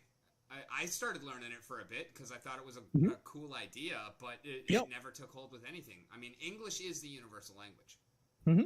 I knew a girl in college at McGill whose parents were both university professors who spoke fluent Esperanto and had sent her to some kind of school where she learned Esperanto. And she's like, it's the most fucking pointless fucking thing my parents ever did to me. I started learning it because I thought it was a cool concept, and I stopped studying it because I with any language, I don't speak German, even though I took years of it, because I don't have anyone to speak German with. Well, ich habe 3 Jahre Deutsch in Gymnasium gelernt, aber mein Deutsch ist sehr scheiße. Yeah. Meine auch. I got a couple of phrases that I still remember, but yeah, and the same thing with French. I probably know a few words there. I could probably string together a couple of sentences in French. I can often pick up the gist of what you're saying. Actually, no. When we're talking about you you are too fluent and too fast. I can't understand what you're. I'll pick up one or two words out of like a bunch of you speaking. But like, because I mean, I'm fully bilingual. I would say, like, yeah, and Is I that can one tell of you are very comfortable in both English and French. yeah, I mean, I can switch from them in the same sentence. Exactly. Yeah. I never attained that level of proficiency. And number one, because I really wasn't interested in learning French. Also, like, my family, nobody else really spoke French. So I never had the opportunity outside of school to have conversations in French. Also in German. Like, and the same thing with Esperanto. It was like, you can't really learn a language to fluency without somebody to converse with. And it's weird because I'm so grateful that I'm bilingual. But at the end of the day, the reality is that French was imposed upon me. Yeah. I didn't have a choice. Exactly. Because, I didn't either. Like, and as soon as I did have a choice, then I said, fuck French, I'm taking German. Because I've always been fascinated with language, with languages, and with, you know, how things come about, with the similarities and the differences between them. Like, I was attempting to read Chomsky in early high school. Yeah, so was I. I say attempting because there are very few books that I've ever put down, not because they weren't interesting, but because I just didn't get it. Okay. And Chomsky in 10th grade was definitely one of them. Like, well, Meredith finished Infinite Jest by David Foster Wallace, which is considered one of the harder novels to read out there. I think it's also like 1,000 pages or something. You know, it's like a postmodern, like, non-linear story thing. I never managed to finish it. I don't know if it's because I don't have the same discipline as her. She's really smart too. But I mean, I couldn't. It was too much. I like postmodernism, but yeah, man. At a certain point, like, the older I get, the more I want things to be simple, and that actually translates into Web3. And we've been talking about this, and since this was a very surprise appearance on my part today, I was rewatching Mike Creati, on your stream, and he said something that I thought was really interesting, and that Charlie, the dev from the Tourist Station, said as well, that when he builds a smart contract, when he builds a game, he wants the player to not realize they're playing a Web3 game. Web3 should be completely in the background, and the player shouldn't even have to know. So a good Web3 game is a Web2 game that utilizes the bare minimum of Web3 assets that are necessary to achieve Web3 goals, like, you know, allowing for the sale of assets, or even, I mean, although I kind of disapprove of it, a token. Not a utility token, but a tradable market token, a security, arose by any other name. But now I lost my train of thought and don't even know how I got here. Derailed. No, I do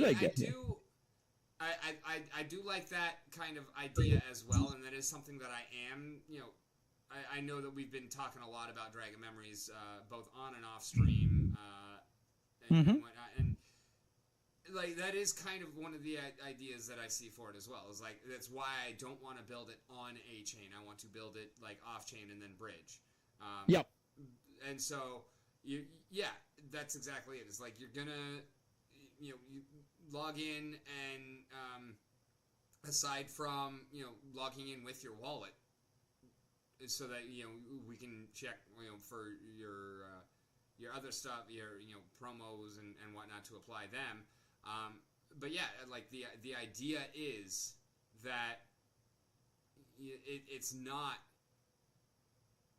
like constantly doing like wallet checks and shit like that. Like, right. Like, that's one of the things I dislike about Wax. Well, it can do the API. It can do API. Is how often you have to interact with the chain, and how long. If the API calls in the background, who gives a fuck? Yeah, exactly. If you have to see it as a smart contract and approve it, that's when it becomes a fucking annoyance. Exactly. So I want to.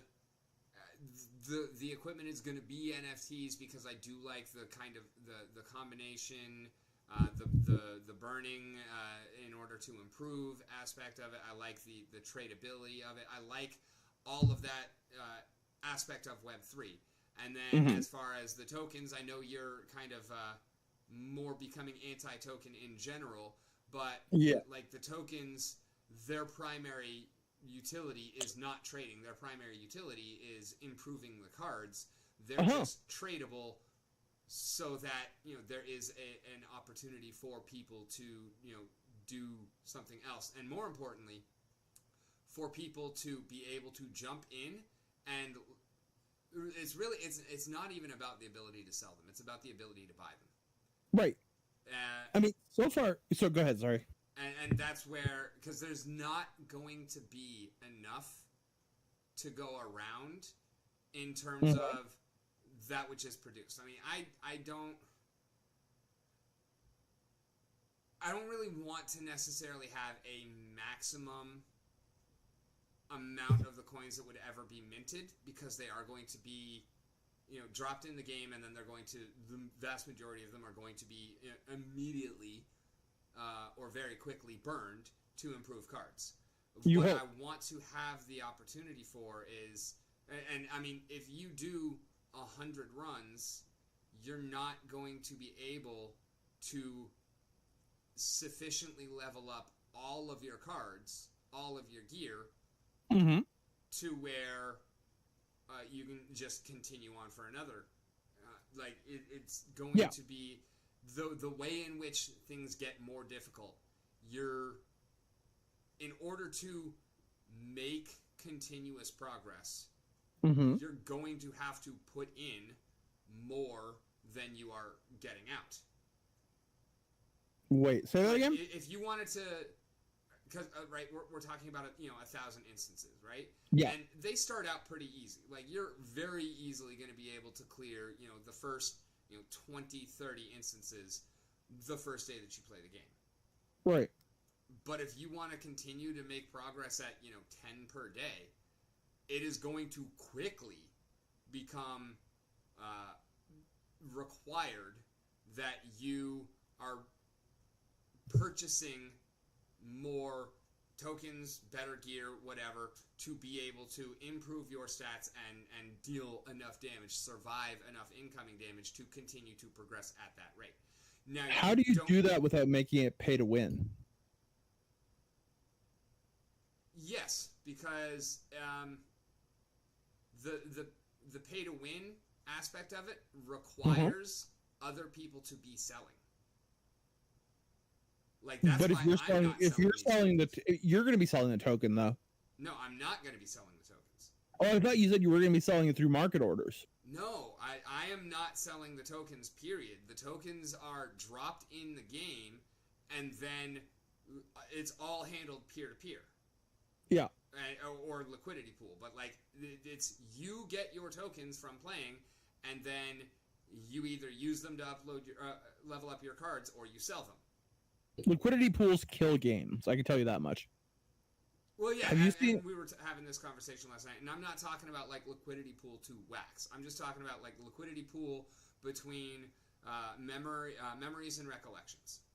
Oh, I see. So an internal liquidity. Okay, that makes more sense. Yeah. Okay. So because you have one token that levels up the lore for the card, which teaches you more about its place in the world, and also kind of acts as the level limit for the card. You can't level up your stats higher than your lore. Great. So you have to level up your lore and then level up your stats, and so there's a token for the lore and there's a token for the stats. This makes me think of Nova Pangea a bit, because we don't have, as far as I know, we don't have any presence in the Alcor or Taco liquidity pools, as far as I know. I don't 100% quote me on that, but I think we do sell tokens via market order. But the only reason we did that was because we were trying to reward our players who to be able to buy the PFPs, the founders ones, with Novo. And because some of them might not have had enough, we were letting them buy it at like whatever the fair market value was based on the sale price of the PFP NFT. But other than that, the only liquidity pool is the in-game one that's pegged where one Novo is 3 Obsidian. Yeah. And then that's in turn pegged to the other internal liquidity pools where we transform that into energy, food, or materials. And I think that's consider those really liquidity pools. Those are just, straight up transactions, right? Like, well, by definition, they're liquidity pools, but they're managed by the game and no one contributes to them. So, but if they were liquidity pools, then every transaction would change the exchange rate. Who knows? I'm actually just saying this like this is not me saying this as a member of the team, but who knows? Maybe that could happen in the future. Like within the game. If you don't have that, then by definition, it's not a liquidity pool. By definition, if it's always, obviously, future changes notwithstanding, but if it's always one Novo is 3 Obsidian. Also, number one, it's not a liquidity pool because you're not paying a fee to do that exchange. You are a withdraw Novo. Not withdraw. We're not talking about withdrawing Novo though. We're talking about in-game changing Obsidian to Novo and then Novo back to Obsidian. Like you can also change Novo to WAC without losing anything. But you can also change Novo to WAC. So there is ultimately a liquidity pool element there.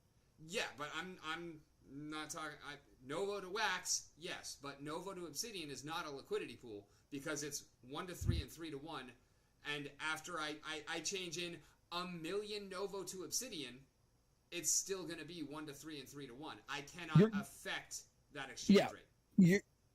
Well, it's also pegged, so I would call it a pegged liquidity pool because the game is still providing liquidity. It's just on a peg. I don't.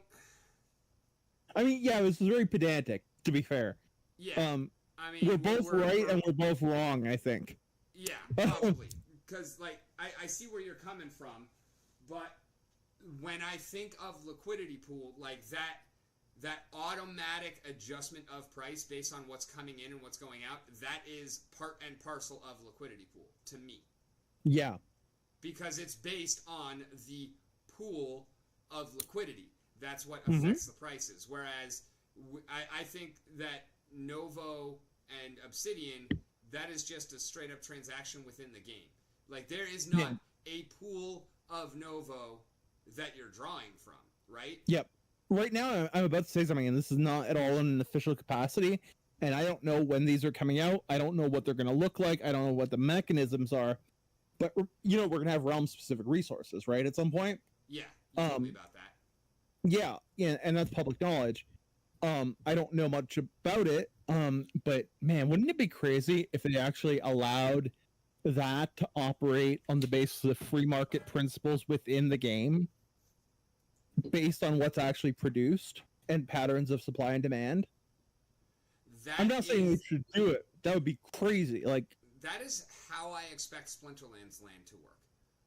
Really? The resources that are generated from... Now, they have already confirmed that they're not going to be doing 1,000,000 liquidity pools to match everything with everything else. So they want more peer-to-peer. Will have a liquidity pool with DEC. And it will be a seamless transition. So if I want to change grain into bricks, it takes 2 transactions, but it only takes 1 transaction. I will just go grain to brick, but in the back end, it goes grain to DEC, DEC to brick. And that is important because that means I'm paying the fees on the grain to DEC and the DEC to brick, and part of those fees are getting burned, which is why land is what can save the ecosystem for Splinterland. Yeah, 100%. But, because of that, those prices, because it is a true liquidity pool, right, those prices are going to change in relation to DEC, which also changes them in relation to each other.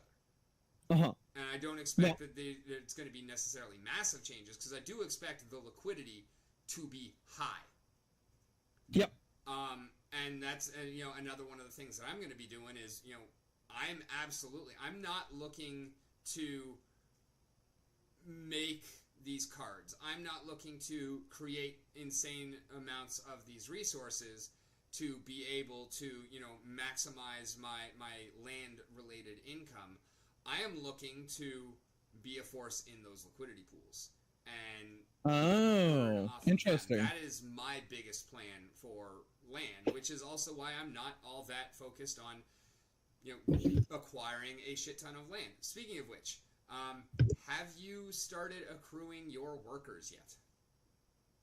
I'm still trying to figure out how the fuck I'm doing that. So I do suggest a Rooney for each of your 3 plots. How much do Roonies cost again? And by the way, I have 6 plots. You have 6 plots now. Okay, so I do recommend a Rooney for each plot. At the very least, 1 for your rare. Because you said Roonies are on ETH, right? Yes. And Rooney not only does it count as you can use a Rooney as your 6th monster. You can only put 5 cards on a plot, but a Rooney doesn't count towards that. So a Rooney will give you 6. A Rooney will also make it so that you don't need the battery for that plot because the Rooney core counts as a battery. Rooney also gives you a plus 100% modifier on your PP for that plot. Wow. Where do you look at the price of Rooney? Counts as a max level legendary creature, which is a huge amount of PP on its own. Yeah. And so they're just overall awesome for land. Plus, how many are there? They're a great card in game. How many are there? If I remember correctly, it was 3,500, and I don't think it 100% sold out. Oh, really? So where are they on OpenSea or what? Yeah, OpenSea. Let's go see how much they cost. I'm just curious. I will give you a link to the one that I want. Oh, they all look different. Oh yeah, they're PFP. Oh god, more PFPs. Yeah, and honestly, the first PFP project that I have ever given even a beginning of a shit about, and it was more for the card than the actual PFP part. But yeah.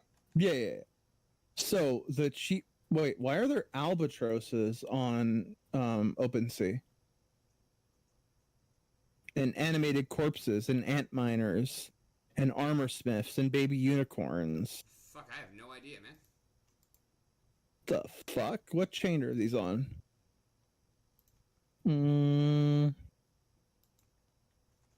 They're on ETH? How the fuck did ETH get... What? Well, I mean, Splinterland's assets can be bridged to ETH just like they can be bridged to Wax. Right, but some guy bridged low-level cards to ETH? Why? Yeah, I don't get why. I understand how. I do not understand why. Right. So now we're looking for what's the what set are Rooney part of? Just go to our chat here in the Roundtable Voice and click on the link I sent you, and that will take you to one of my favorite Rooney, and then from there you can just look at the rest of the collection. This is gonna be interesting. I can't believe they're on ETH, bro. How many Rooney does a Holozar have? That is a good question for Holozar. I do not know. Because I know he was playing one in battle yesterday, if I'm not mistaken. Yeah, I know he has at least one. But I don't know if he's got multiples. I keep beating Holozar in fucking... holy shit, these things are pricey. Well, the one that I sent you is super pricey because it's got the rarest of all backgrounds. But I'm sure you recognize that background from my Splinterlands TV setup. I do. And so it was like, at first, I was like, my whole argument about Rooney is it's going to be an awesome card. I want one. I don't give a shit what it looks like because I don't care about the PFP aspect of things. Then when I saw that background, it was like, well, shit. Now there is one aspect of the Rooney that I care about. And then I found out that, of course, that is the rarest of all possible backgrounds. And background is the rarest of all of the traits. So... Okay, am I crazy or is the cheapest Rooney almost $2,000?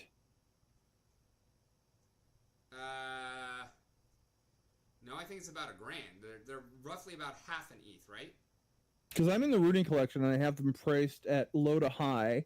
The cheapest is 0.345. And that if one's you go probably not actually available. Well, I think it's listed. Yeah, it's the cheapest one. There's a trick where people list them and then put them into the game, so they can't actually be transferred because they're locked up in Splinterlands. They're staked. Okay. But they're still listed. And so Right. people are basically artificially setting what looks like a floor, but that Rooney is not actually available for sale. That's hilarious.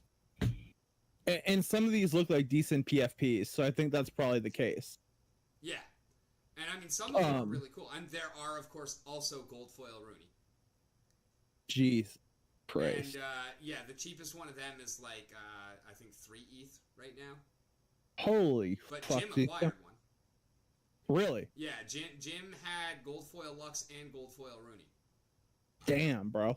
Yeah. These things are just insane in terms of pricing. Oh, yeah.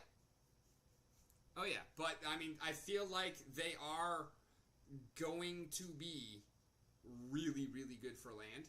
And I know 100% in the meanwhile that they are an amazing card. I don't have one, but I did after Sound. I was on with him on his Splinterlands TV stream one time when he also had Darkest Night on. And when Darkest Night heard that I had never had a chance to play with a Rooney, he delegated me one, and he was like, "Yeah, I'll send you a Rooney for a week." I had it for like 4 months before he took it. Damn. And it's a fucking beast. It's not like super OP automatic win every time, but played in the right circumstances, it does make it a lot harder to lose. Would you play it in every game, or? No, absolutely not. Okay. But it's a card where you can play it most of the time because it's neutral. So, you know, regardless of rule sets or splinters available, with the exception of, you know, taking sides where there's no neutrals, you can play it most of the time. And it's a good enough card that it's almost never a bad option. But it's not necessarily the best option. They have made it completely unaffordable, though. They have not. The market has. Right. How much were they selling them for originally? Do you know? The cost to mint was 0.19, which was still pretty up there. But also, this was, you know, ETH was half the price then also. Yeah. Wow.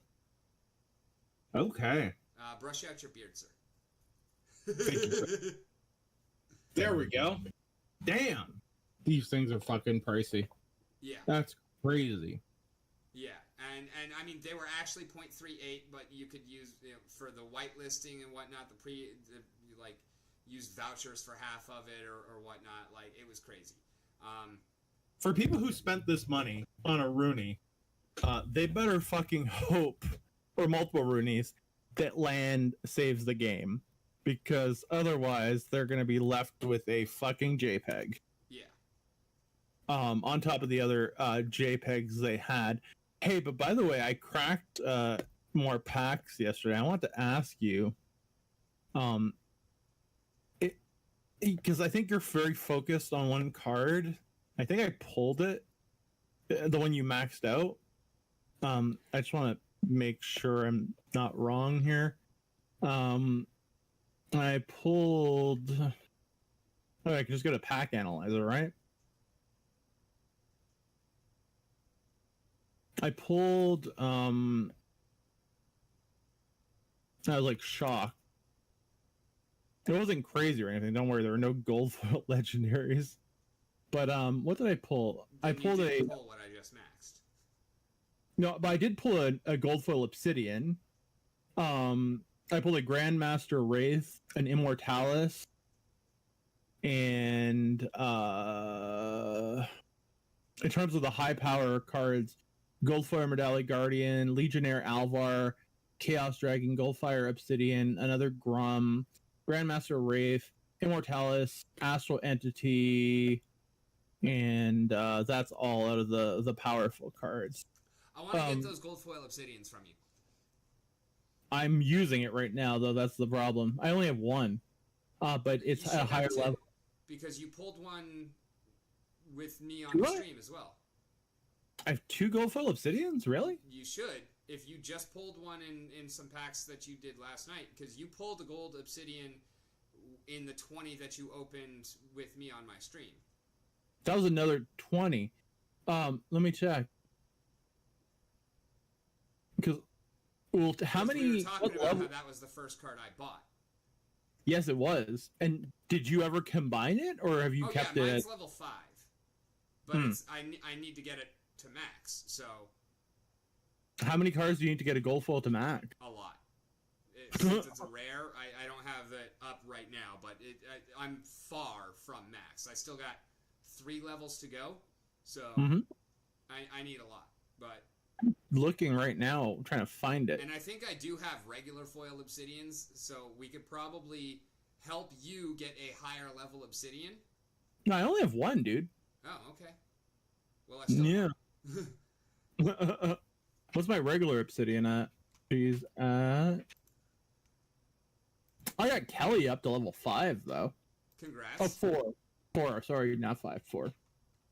But yeah, no. I mean, I think that packs are pretty decent right now. Given For people who actually have fucking luck with opening shit, yes. For me, no. fair enough. I mean, just in terms of leveling up cards, I think it's more efficient than the market. Oh, absolutely. No. To a certain point. Like, If you and again, it's like with Holozor, right? If you're able to buy enough packs that you can just build out of that, then yes, it is better. right. But if you're buying, 20, 30, 40 at a time, Yep. then it's kind of even Stevens. If you're doing less than that, if you're not opening 10 packs at a time, at least, then packs are fucking terrible. Buy the card that you need, because you can sell that pack for $1.50 under market cost. Yep. Spend that $1.50 to get something that is going to be more impactful for your deck than this shitty 4 commons and a rare that you open. Mm-hmm. Or even if it's a legendary, chances are you can buy that legendary for that fucking same $1.50. Yep. The funny thing is that yesterday, what was it? I have 3 copies of Obsidian, regular foil. What does that do? I also have 3 Thaddeus, one of which is a level 2, so 7 BCX there. What's a Thaddeus? That's the death one, -1 health, -1 magic. Oh, right. Okay. I need to level that guy up at some point. Oh, interesting. And also have 2 more copies of Kelia, and I would be willing to put all of those towards getting more of the gold foil versions of them. Oh, and also a level 2 Tarsa. Oh, wow. That'd be interesting, which is actually. 5 BCX. So, I'm more than happy to help you build up your regular foil summoners in exchange for gold foil copies. Yeah, no, sure, we can make that work. Just need to look into it off stream. Yeah. Yeah, because no, I'm interested in doing that probably. Because yeah, I need to level up summoners, and I don't particularly care. What's the point of having your gold foil Immortalis out of curiosity? Like, what's the reason to have have her as gold foil instead of regular foil? The same reason to have any card in gold instead of regular. Yeah, I still don't understand that, foil lines wise. Alright, go on Peak D and read my first blog post. I will do that later. Literally, the very first blog post that I printed was 5 reasons why you need to be buying more gold foil cards right now. That's super interesting then. Because, yeah, it's like, I know they collect more SPS, but other than that, I don't really know that much about... Alright, so basically, TLDR of it. Number 1, more rewards. Most important thing is just every time that you play with these cards, you are going to earn more rewards out of it. Okay. Number 2, this is particularly true in your circumstance, where you are moving out of bronze and into real leagues of play. There's no Oh, such yeah. thing as a level 1 gold foil. Right. They're automatically higher level.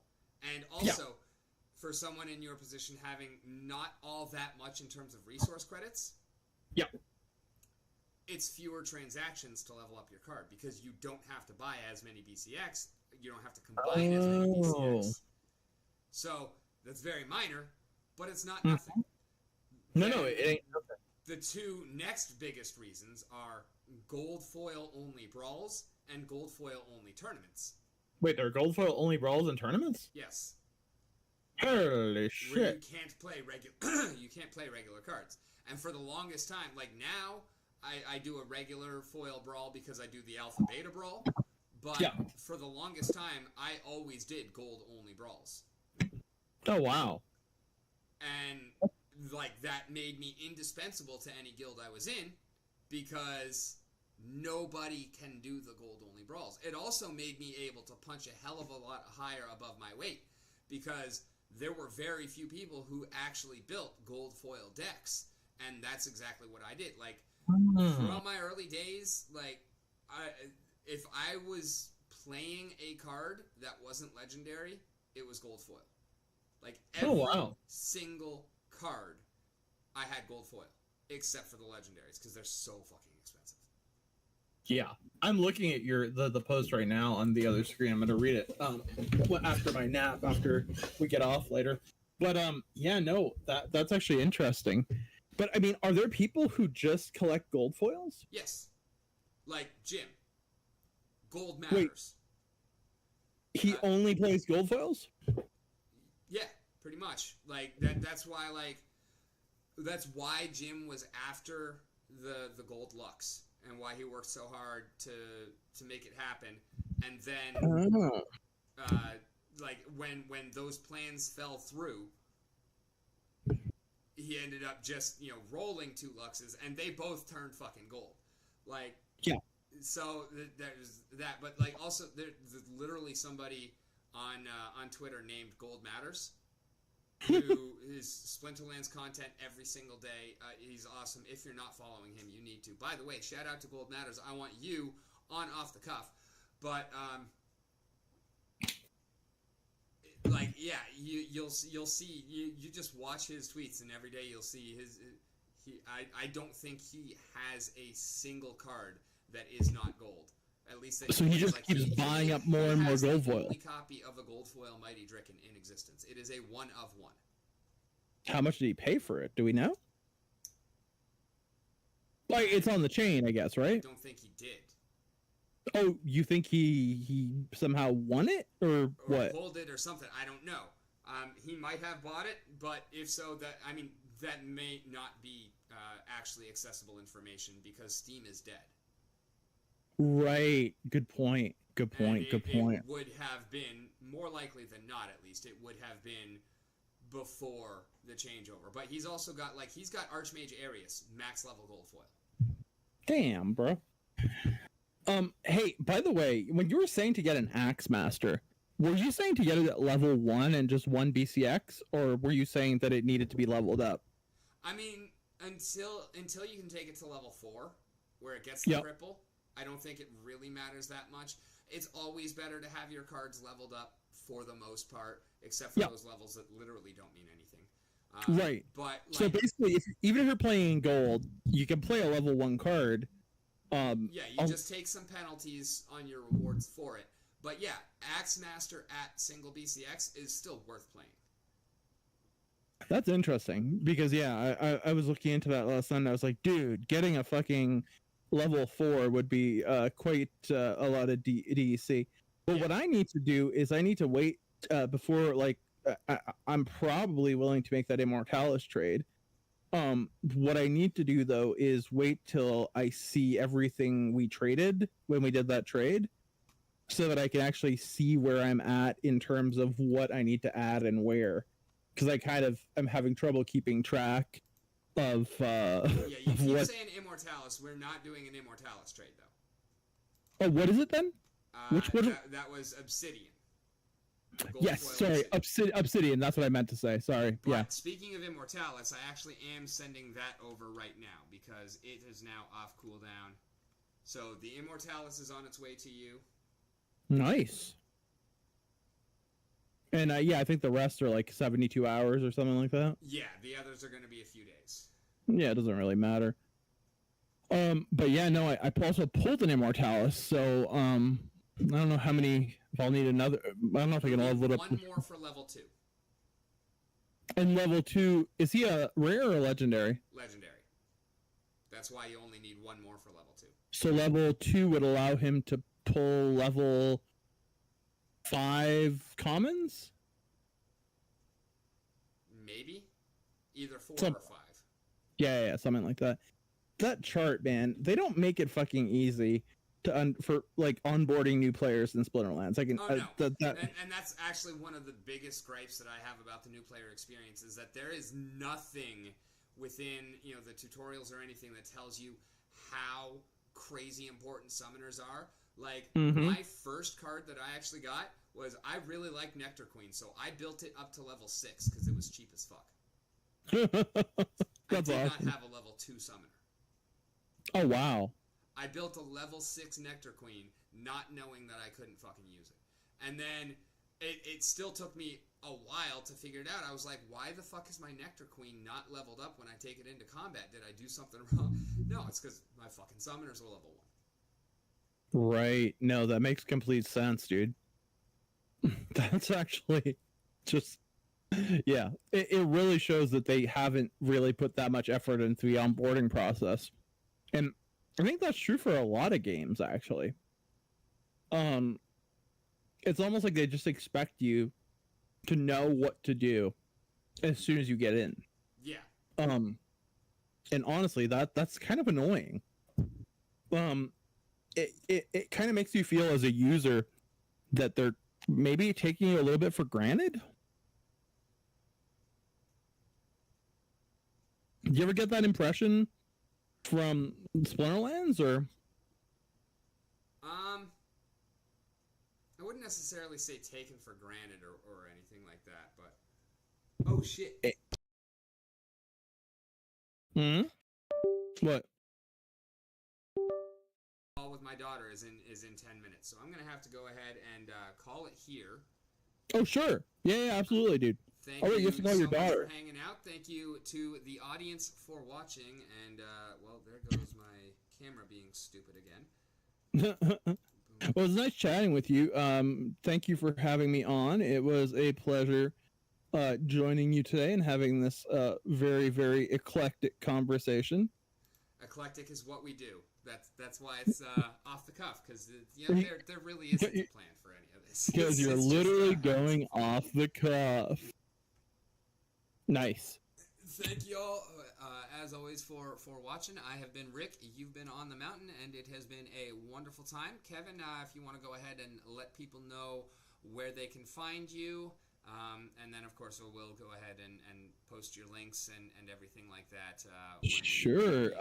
I stream on Twitch, primarily independent wax projects. I'm currently running for OIG, which is the Office of the Inspector General, not to win, but to raise attention about certain issues. I have a collection being worked on called Dystopian Lives, which is going to be the basis of a future game that we didn't chat about, but Rick and I will probably chat about it at some other point. Other than that, yeah, no, I'm just chilling and illin on the chain, and yeah, if you're looking to promote a project, I don't charge anything. Happy to take a look at your project, and if it's something I'm interested in playing, I'd be happy to try to get the word out there. And I think that's about it. Alrighty. Y'all have a wonderful night, and we will see you next time. And, of course, we will be on stream tonight as well in about 7 hours. And, you never know. You might just find Kevin there, too. So, After my Nova stream, you might just find me there. Yep. Oh yeah, other thing, guys, check out Nova Pangea. I work for them, but it is an awesome Web3 game with what I think is a lot of promise. Not financial advice. Link will also be in the description for that. And on that note,